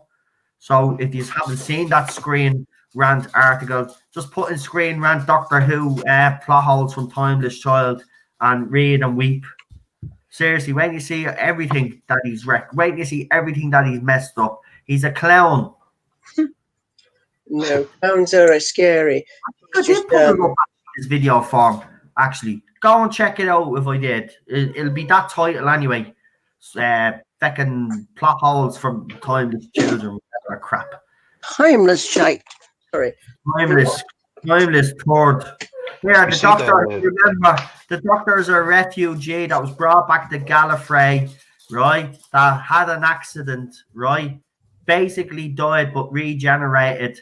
Then the person that was supposed to be taking care of her then start doing experiments and murdered her. And that's how the Time Lords came about, right? That's how the power of regeneration came about. If you're still okay with that as a Whovian, well then, do you know what? As I said earlier on, you have no place in this fandom whatsoever. I seen somebody writing here, Lee Anthony Davis wrote, Murray Gold knew how to get the best out of his music and worked so well with the episodes. If any of you watched Years and Years, it was on BBC One. No, that was the new Russell T show, wasn't it? Yeah, Russell wrote that and Murray Gold on the music, and I can tell you now, Murray Gold could still do music for Doctor Who, and Russell would still be capable of writing an episode, if not a bloody series. Because but the problem is with RTD now, though, is I'd be scared because he's gone very woke himself. Yeah. Obviously he's going to, I mean, they all do. They'll follow. The problem is that okay, I would agree with you that if he came in, he probably wouldn't be as woke as the rest of them. He'd put it in, but he would definitely know how to put it in without shoehorning it in. Do you know what I mean? That's the way he was always able to do it. He was always able to put sort of slight messages in the show that wouldn't just be in your face. Like I think that's the way he was always. Yeah, that's what Ben the say here wrote in the comments and said that. But I this is why I think the show should go to like Bad Wolf Productions, because it's run by Jane Tranter and Julie Gardner, and I'm sure I'd say they haven't, as far as I know, they're still big mates, I'd say, with RTD after the reboot of the first 4 series. So what's to say they might convince them to come back and write the episode? Yeah. The only thing I would say, a lot of people are agreeing with you with Murray Gold comment about the music. Oh, Ted is not happy because Mammy is at the going. Mammy, are you? Oh, he knows you're bringing him out. That's what it is. Sorry, she's just wait for a minute. Oh, see that he might be a little dog, but he barks like a big one. So no, I see Ben right here. I want Torchwood. You see, Would the production day be any quicker if it did go to an external production company? Would it be any quicker? Would we get a series every year at the same time Netflix, slot? they should have it. Netflix, I think, because another show. I don't know if any of you guys watch it or anyone in the chat watches it. I just finished the second series, The Chilling Adventures of Sabrina. It's quite good. Michelle Gomez is in that. I've heard of it. And I mean, all the actors, I mean, they're quite young. Some of them are quite young. I mean, the girl that plays Sabrina, she's about, I think in real life, 16, 17. She plays it very well. She can do like a teenager, or she can play like a really grown up part when she needs to. Is really good. And how they filmed, they did, I think, 2 halves of the first series and that, and then the second series. No, they filmed the first and second series back to back, and it's about an hour long. That's not adverts. It was about 55 minutes an episode. I was watching them last week.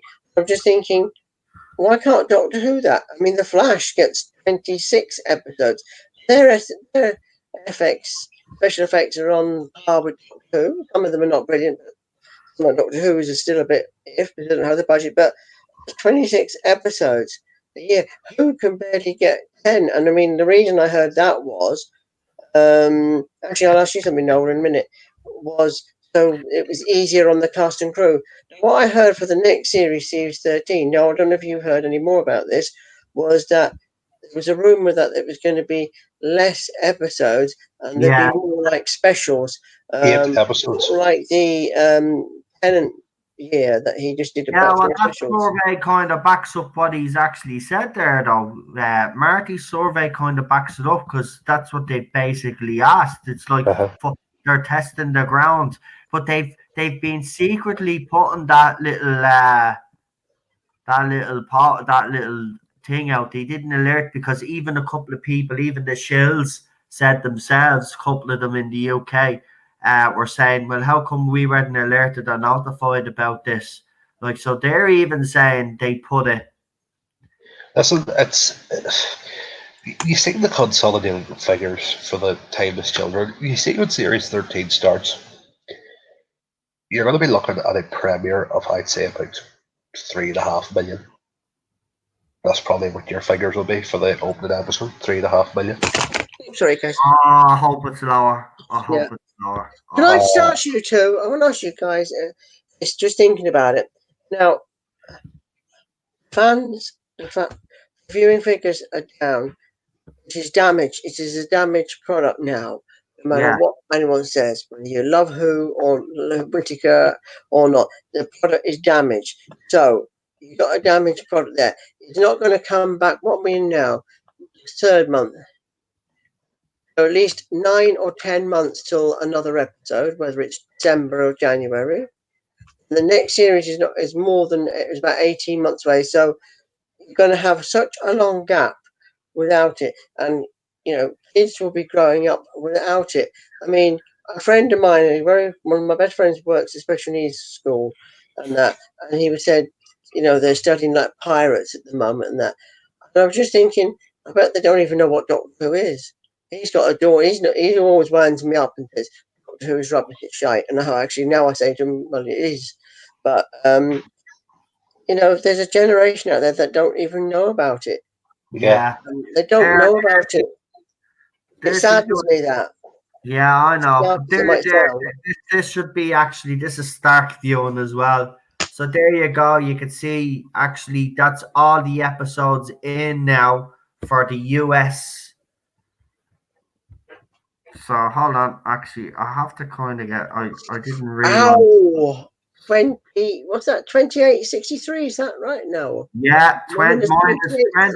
What did I do that for? Damn, I don't want to see that. That's what I'm trying to get rid of that. Why is that even come up on his profile? Yeah. Jesus. Hold on. Could you send me that, please? It's on Twitter. It's on heel versus babyface. All right, because I want to just stick it on my Facebook group. That's disaster. So there you go. I've covered it as much as I can. It's that Uh, gift down the bottom there that'll bleed and probably have me bleeding demonetized now. Watch. Anyway, there you go. You can see the figures have clearly changed there. They have the age demographic. They've got the change of the demographic, so it's changed over the series. The millions of viewers now, it doesn't get millions of viewers in the US, but it started off with 700,900, right? So it was just under 800,000 when it started off. Now, the first episode dropped on a Wednesday night, right there.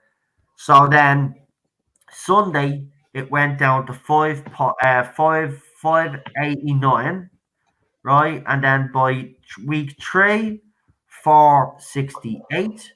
And then obviously the fourth episode it got a bit of a jump like it did in the UK, the 490. And then it got a bit of a jump again, 549. And then it's back down to the 464. And this is where it gets shocking, 405.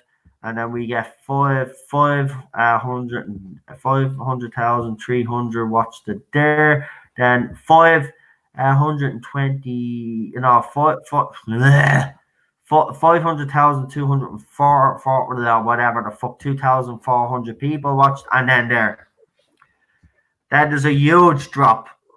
So it went from 300,000, 300, no, whatever that fucking is, 374,000. There you go. Why do I make things so hard?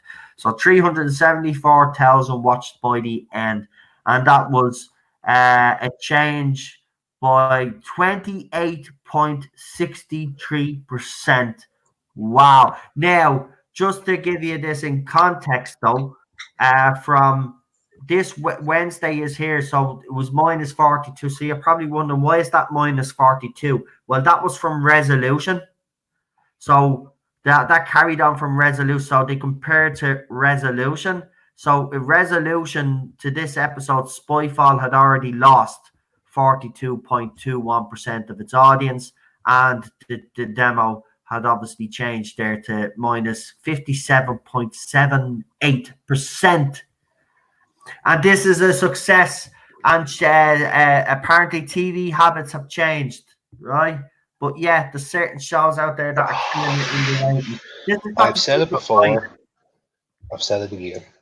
How can shows like Bodyguard, Line of Duty, Call the Midwife get 7 and 8 million viewers overnight?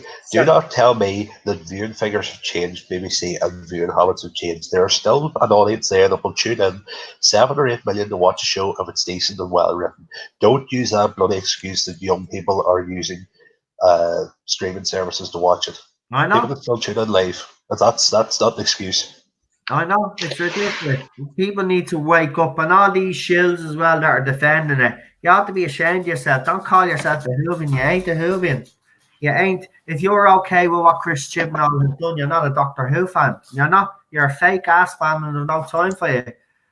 I really don't. That's why I've told people I don't want to be fighting with people that I've known on Twitter for a while, but I just can't be friends with you if you are if you support what Chris Chibnall has done. I'm sorry. It's the one thing.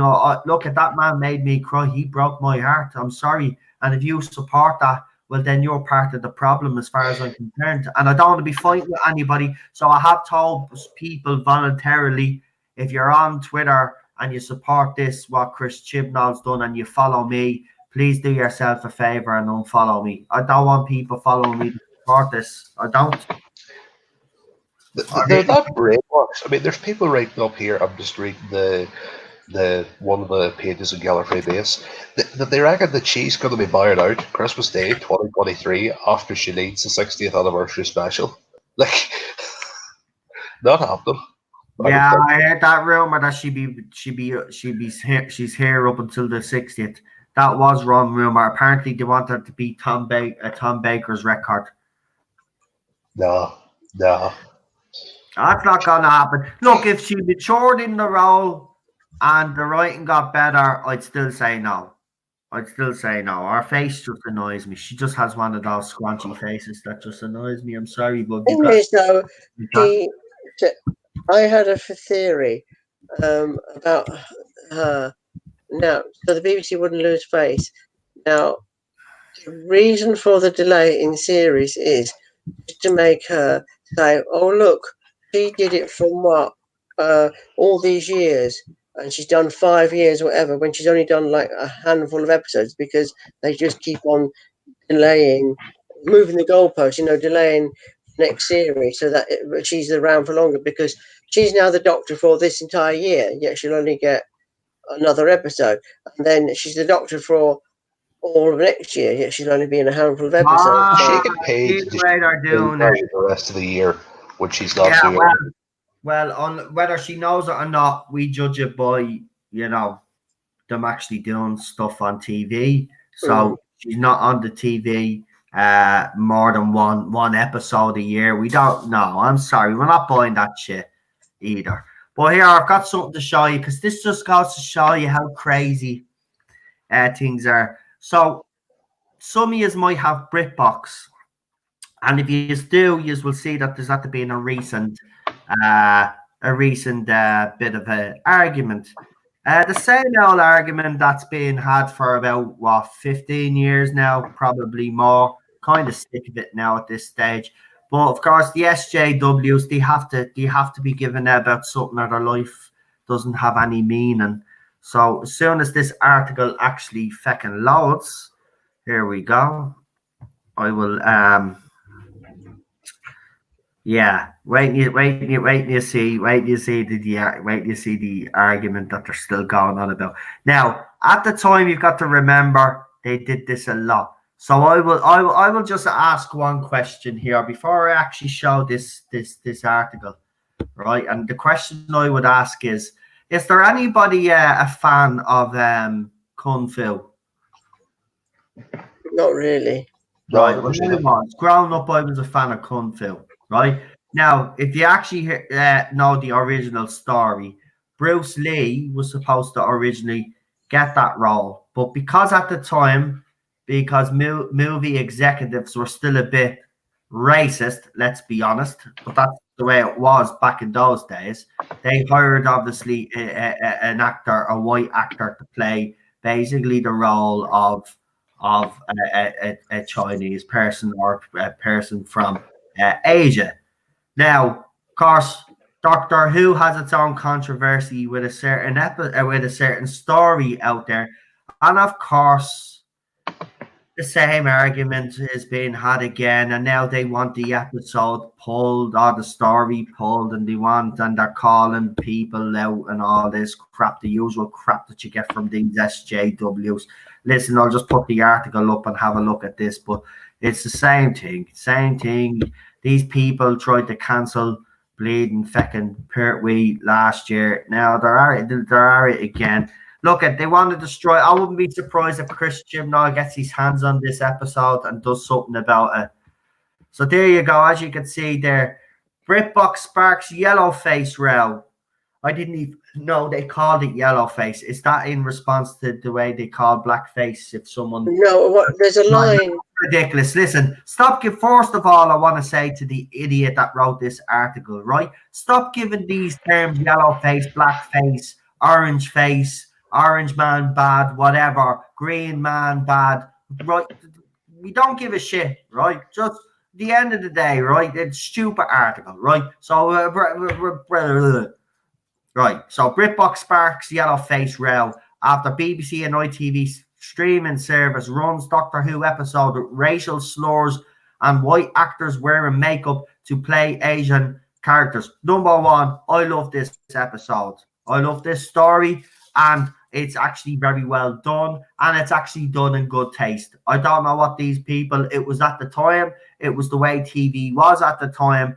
I'm sorry that that unfortunately the past was a little bit embarrassing, but this story was a great story, and it shouldn't be thrown away just because it offends a couple of people. If it offends you, don't fucking watch it. Simple as that, you bunch of twats. And don't be ruining it for the rest of us. It's like, like you said to somebody else, I'm talking about that on Twitter today, and I said to him, just wait till they get to the Crusades with William Hartnell. There was actors that were backed up, and not like minstrel shows, but they were Crusades, so their faces were made darker. I mean, there's a line in it in Balance Wayne Jones. There's probably what they're whinging about as well. Mr. Sin, he said, no, Chang says to the doctor, to the audience when he's on the stage in the theatre, he says, one of us is yellow, meaning not, it could mean it is like one It of means the... it's chicken. That's the way they used to call people yellow. It was a way of saying you're chicken, you're a chicken. Yeah, you're a coward, not you're yellow because you're Chinese. I mean, some people are. Chinese people are that sort of tinted skin, but it doesn't matter. They need to be destroyed. I'm sick of these people. I'm sick of them. They're sucking the fun out of everything. What's wrong with you? Did you not get laid? Did you get dropped on your heads? Is there something mentally wrong with you? Seriously, get a bloody life, will you? It's a bloody story. Idiots. That's all they are. A bunch of idiots. And by the way, I want to make a correction because it's absolutely right. Bruce Lee came up with the concept and came up with the whole thing of Kung Fu, and then they basically screwed them over. Actually, they actually feature it in Dragon, the Bruce Lee story, and it's one of my favorite movies, so I'm surprised I actually forgot that. But yeah, so he came up with it, and they got your man who ended up like killing himself then, or whatever that was, or fake, whatever. I see these photographs; they're actually disgusting. Yeah. No, I go very soon, but I have got a few things I would like to show you, if I may. Yeah, come on. We're going to be finishing up now anyway after you're going anyway. I decided to go. I've got a mixture here. It's not old. Hello to everybody. Come on then, Ted. Oh, Teddy's around, is he? Yeah, he's crying because he wants to get on camera. Right, here he is. Right, hold on. Okay, buddy, there. Say hello to everybody. There. Look at me, daddy. What are you looking for? There's nothing on the table, buddy. Say hello to everybody. Say hello to everybody.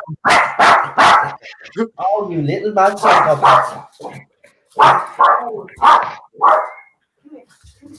Right, we're finishing in 10 minutes, so. Right, she's going to sort him out, right? We'll finish up. So we let Ian show us what he has to show us, and then we'll finish up. And Marty, thanks for actually doing that bit of snooping as well. It's been interesting. No problem. Oh, yes. Thank you, Martin. I took out a couple of Tardis is what I was talking about. Yeah, go ahead, actually. Now, this one is this is a new Who one. It's one of my favourite ones they've done.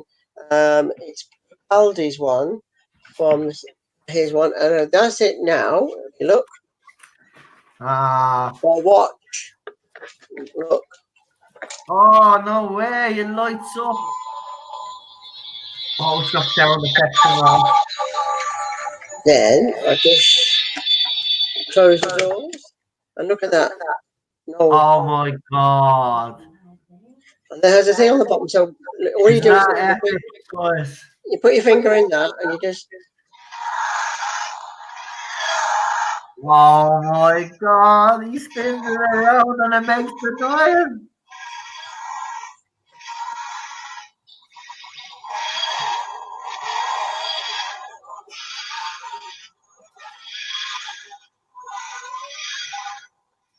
That is just brilliant. Now it's landing noise.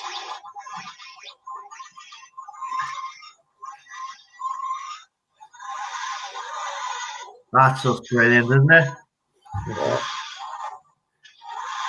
Yeah, everybody's loving it. Couple of love hearts there. Cool in. Travels in Time says both Saxon 7 did a review of a crap TARDIS. Okay. Don't talk to me about that man. He thinks he knows it all, but I pointed out to him a few times he's been wrong. This is one they did last year. This is the Sharda TARDIS, Right. but it's also based on that season, which is season 17. Now this is Tom Baker's. Now look at this one. No sounds on this one, but look, lamp. They even changed the lamp, so it's like a police, like a police car lamp. Ah, that's brilliant. See, and the tinted windows. Look at that. If you can just see it Yeah. there. And inside, it's just I put my own sort of backdrop in it. So look. Oh, that's deadly as well. I like the way they've even like this, they've put a cover, they put something in the back of it. It's at least No, I did that, Noel. I did that. That it just comes empty. So I did that. Because all right. you can just print them off. I mean, to be fair to them, in the original series there was nothing inside it. It was just black. So it's nice to print it off. That's the two Tardises. Now I'm going to go on to Radio Times from. I've got a few here. What year was this? This is 2003. So there's a few of them. So there was 4 different covers, so they could have matched up. So this is Colin and a weird looking sea devil. That is deadly. Peter, different costume. Look at that one. Ah, that is brilliant. So Look, even the Radio Times articles, like Doctor Who splashed all over it. Doctor Who was a big seller. You put Doctor Who on your cover and it sold because Whovians just, even if they didn't read the Radio Times, they just got it for the internet. Oh, yeah. This is a new one for Tom Baker they did. A new costume. Shh. We're trying to look at some memorabilia. The McCoy. Very good. Now the last thing I'm going to show you guys is these are lovely to have. This was done for the 50th anniversary through Forbidden Planet, and there were a series of carrier bags, each of the Doctors. So I shall show you them. So this is William Hartnell. Look at that. Oh, look at that bag, Cheryl. Look at it inside the head. Look at that. You've got Tardis, the Daleks. It's like all characters from his story. Some characters in that. So look at that. And on the back, it was like. Oh, that is brilliant. Even in Forbidden Planet, they all went all out. See that? You won't get that in Forbidden Planet anymore. Right. Nope. Look who this one is. Number 2. Oh, I see the brig. Oh my God. That's not fair. See, this is what he's done. He's ruined a legacy. Right, you'll know this chappie. Here's the thing, right? These J-bots can praise the show all they want. Nobody's going to touch this anymore now. Nobody's going to want to buy any merchandise and connected to this show anymore now because of that clown. That's beautiful as well. On this one, you've got, let's see. Pertwee is fast becoming my favorite Doctor, even over 5 Doctors. To be honest with you. There. You've got, I don't know if you can see it up the top there. Let's try and get you to see it, everybody. Yeah. Just up here, you should be able to see Delgado. Can you see him? Yeah, I can see him. Al Roger. Right, then we go on to, I'm sure you know who this one is. Look at this one. Make the point they would make great frames for a poster. He could actually color photocopy them actually and do something like that. Hey, look at Tom's now. Ah, that is deadly. Tom and K9, and then we have who's next up is Peter. Look at that one. Peter Davison, the Doctor that was bullied off Twitter. Remember? Yeah. No, even the Doctor wasn't safe because he had a different opinion. Yeah. Well, that's why some chat. Don't forget those things, and that's why I keep throwing those little things out to you, so it clicks with you. Remember, this is what this side of the fandom has done also to anybody that doesn't agree with them. Even the former Doctor is not safe. Colin Baker, not my favourite Doctor, but I have to say redeemed himself on Big Finish, big time. I like that bag. That's beautiful. Have you got them all? You've got them all, don't you? Here we go.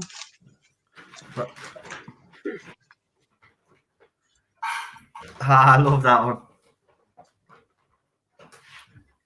Now, this is passing me. I was thinking this the other day. I wonder why Russell T Davies never got Kate Amara back. It was Irani. Yeah. When did she die? No, but she was still alive because there's an interview with her, I think, in 2003 or something on YouTube. Hey, look, McGann. Oh, that's a nice one. Wow. He needs his own series. I know, and there seems to be getting louder, that call, as the days go by.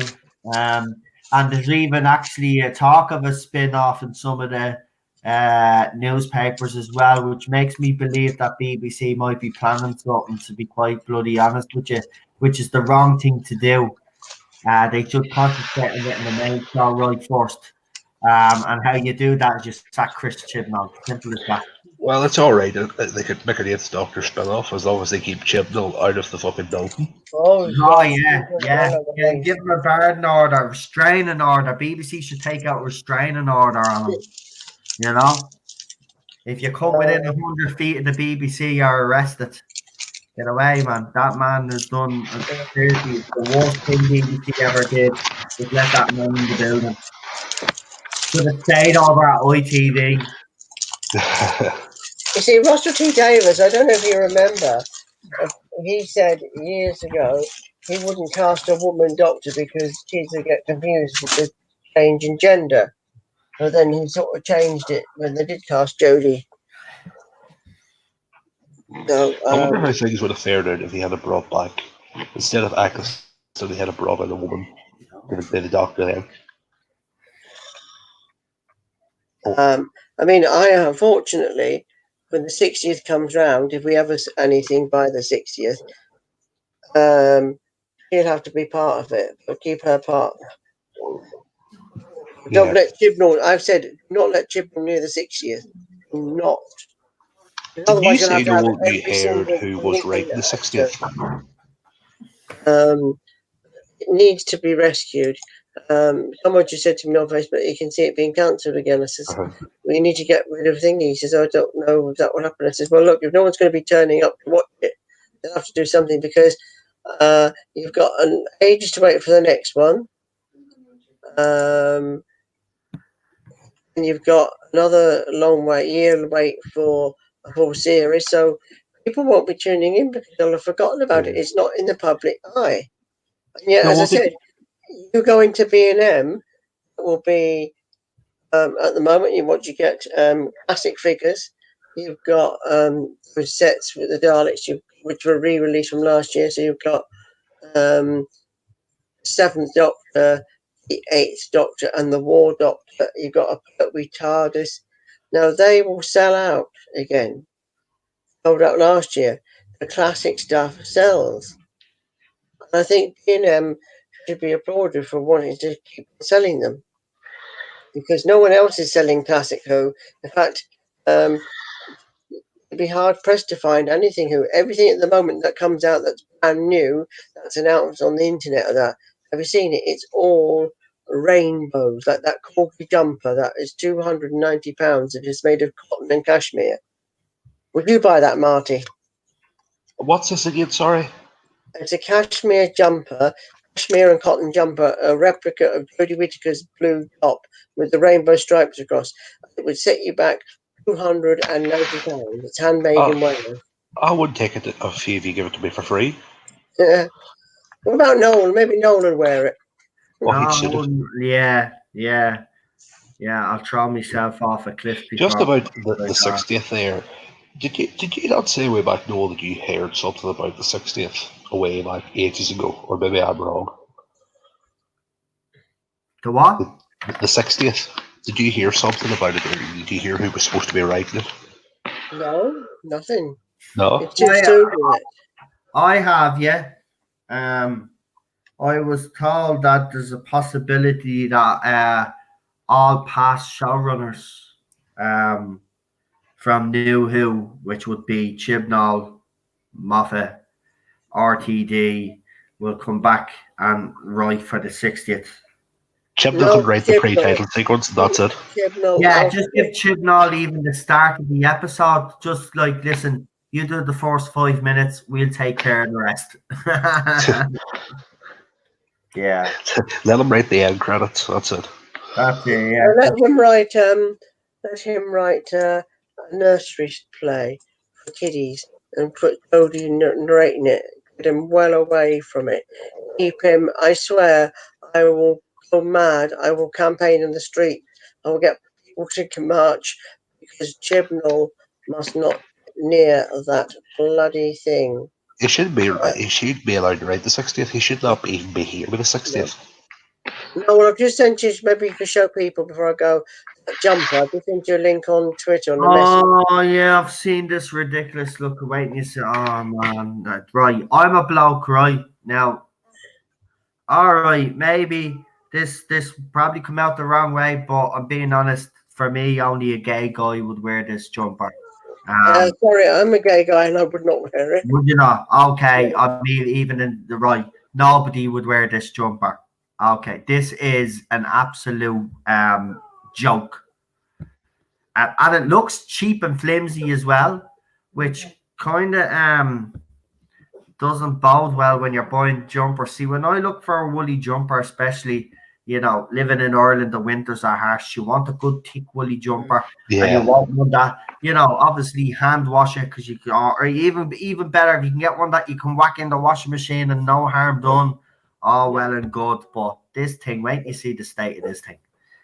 Right. What you could what even Ted's getting annoyed over this jumper right now. And I haven't even put it up on the screen yet. Right. Oh, I have to go into it. Oh, it's a cashmere. Oh, so it is expensive though. Yeah. Hang on. Hang on. Are you really telling me that they're asking that for that? Yes. Right. It's made to order in Wales. Who's going to order it? Right, folks. Look at this. Right, I'm not messing. Right, would you pay this for this jumper? Honestly, even if you had the money, would you pay? I'm gonna check it out in black as well to give it. Oh, Jodie is actually modeling this jumper. Let's have a look. Right, so she's modeling the jumper. Right, actually, it doesn't look bad on her now. I have to admit, it doesn't. I'm not going to lie there now. Right, it suits her, you see, you know, because she does look like a clown. So I mean, you know, and yeah, it goes with the jacket as well. You know, look, you have to put her in rainbow colors all the time. Anyway, look at that. Those trousers, I hate those trousers. I tell you, I'm glad she shaves her legs. Glad she shaves her legs. Oh, shut up, Noel. I got to go to bed. I don't have night in bed. You know something? She right, would actually the black one now. Would you wear the black one? Would you wear the black? No, wouldn't wear either. There you go. £290 for that piece of shit. I wouldn't even. Do you know what? I wouldn't even give that to my worst enemy either.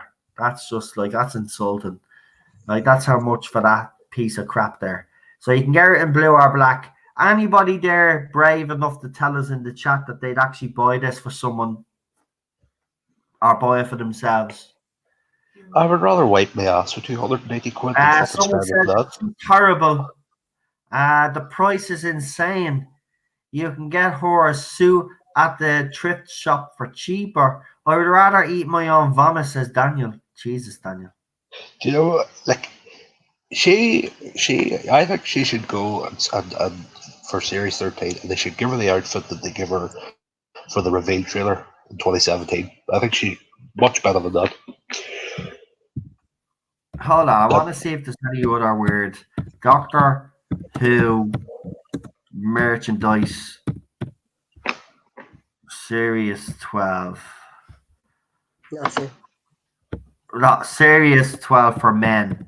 Series 12 for boys, because it's normally kids. So let's see what the merchandise is for young boys that they're flogging. Right, we've got the Who shop. The Who shop, right? So we go into the Who shop. It's been there since 1984. Right. I didn't think this thing was still open. I wouldn't say Series 12 and 11 are doing it any favors for sales wise. Enter the shop. Okay. Ooh, I can enter the shop. Oh, they have a museum as well. I thought this shop closed down. Straight away now there's something I see here that I wish I hadn't seen. I want it.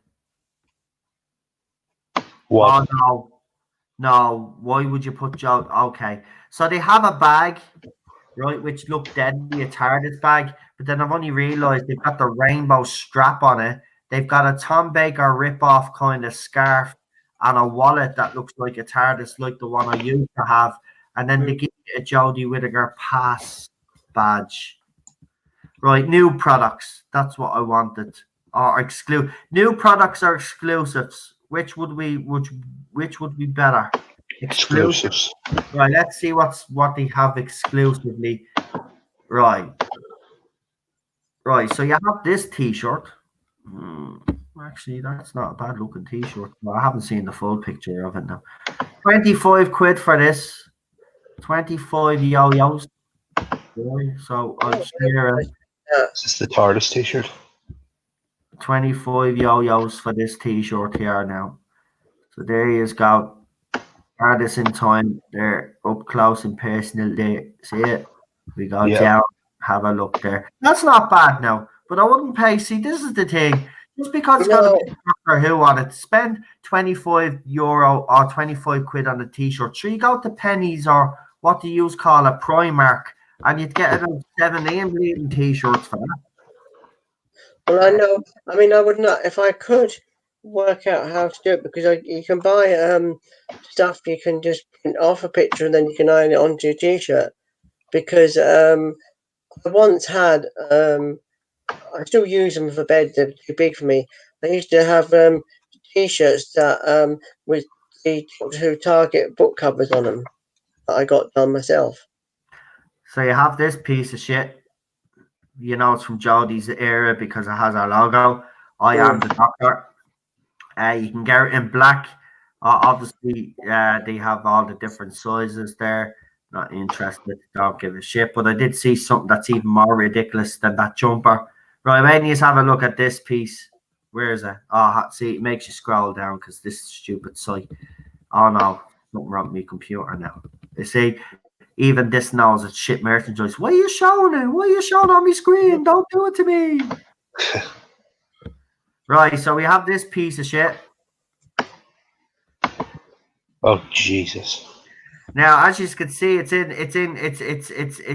definitely a man's t-shirt because you could see that's men. They usually have the V-neck for women, you know. But there you go. They want us to wear this shit. So look at that. It looks like a cheap little stripe that they've put across it. And there you go. We'll just sew in the Doctor Who logo, but we'll charge you. We'll charge you whatever we've charged you. I don't even know what price that was, but let's see what price it was. The t-shirt colour is nice. The rest of it. 25 fucking quid for that piece of shit too. No way, not having it. Do you know something? I think remember that stripe made it at like a dark navy and made the logo white and made the logo bigger. You might have a chance, but that's about it. Right, so they have a few courses. They've obviously got the TARDIS. That's the wallpaper that I used. They've actually turned it into a. Oh, okay, fair enough. Yeah, turned it into a t-shirt. Now see, now these are the kind of things I'd be into. See these weeping angels, a heat mug, and then the weeping end, the exterminate. You know me for me mugs. So I wouldn't mind them. I'd actually buy them for Cheryl. Those slips. She'd love them. She wears the pugs and the Uggs. So they're like the Uggs. Pugs are dogs. Why would she be wearing dogs? Oh my God, I've lost it. But what's this? Oh, the Macro Terror Steelbook. I have to say, these do look impressive. I just... No, sorry, I'll have to disappear. So I'm going to have to say goodnight to you all. 39, 40 quid for that. Wow. Right, Ian, we'll let you go. Sure, we're going to finish up anyway. Oh, he's gone. He definitely just had to go. Okay. But yeah, they do have TARDIS boots there. They do have some good merchandise, but I have noticed there isn't you know, in the exclusive side of it that we've seen there, because they were the last two items. There wasn't another page. There was a couple of Jodie Whittaker era stuff, but the most of it is New Who era, but other doctors, which is interesting. And Ted is just like sitting here in front of me, face crying. So I'm gonna finish up this stream, folks. Listen, Marty, thanks for joining us. If one of me mods, I don't think there's any mods in the chat tonight. No, must be that. I think Daniel is there.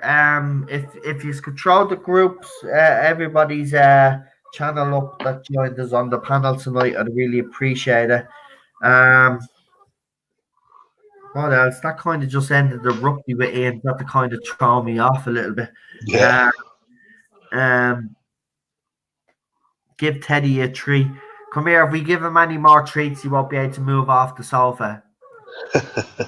Trust me, he's not. He's only doing that because he's being a big baby for some weird reason. We'll figure it out now in a minute. In a minute. Buddy did look at mommy put treats and all on your yoki. Let me say good night to everybody then, right? So yeah, listen, maybe I don't know. I'm at actually texting me main mod just to see if everything is all right, because it's unusual for them not to be in the chat. But listen, I'm going to say good night, Marty. Listen, thanks for joining me again tonight. No problem. No problem. Right. I'll see you during the week anyway, pal. You have a good one. I'll make sure to jump on again maybe at the end of the week. So No problem. Sure, we'll be still doing the panels, and every Sunday we're going to review. We're going to start off with Series 1. We're going to start off with Rose. So we're going to pretend that 2005 has started all again, and each week we're going to review a Series 1 episode. We're going to finish, then we're going to go into Tennant's era, and then we're going to go into Matt Smith's. We're going to stop at the end of Matt Smith's because I want to do something different for Peter Capaldi, because he deserves. He's the last Doctor. And then we will be doing Classic Who as well. So don't worry, we will be doing streams on Classic Who. We will go back and start from the beginning again. I know we did do it. Or what I might do is I might finish up. We might continue where we finished off the last time, because we were doing Hartnell's era. So we will do that as well. Listen, Marty, thanks for joining us, folks. Good night. All right. Night. Talk to you all soon.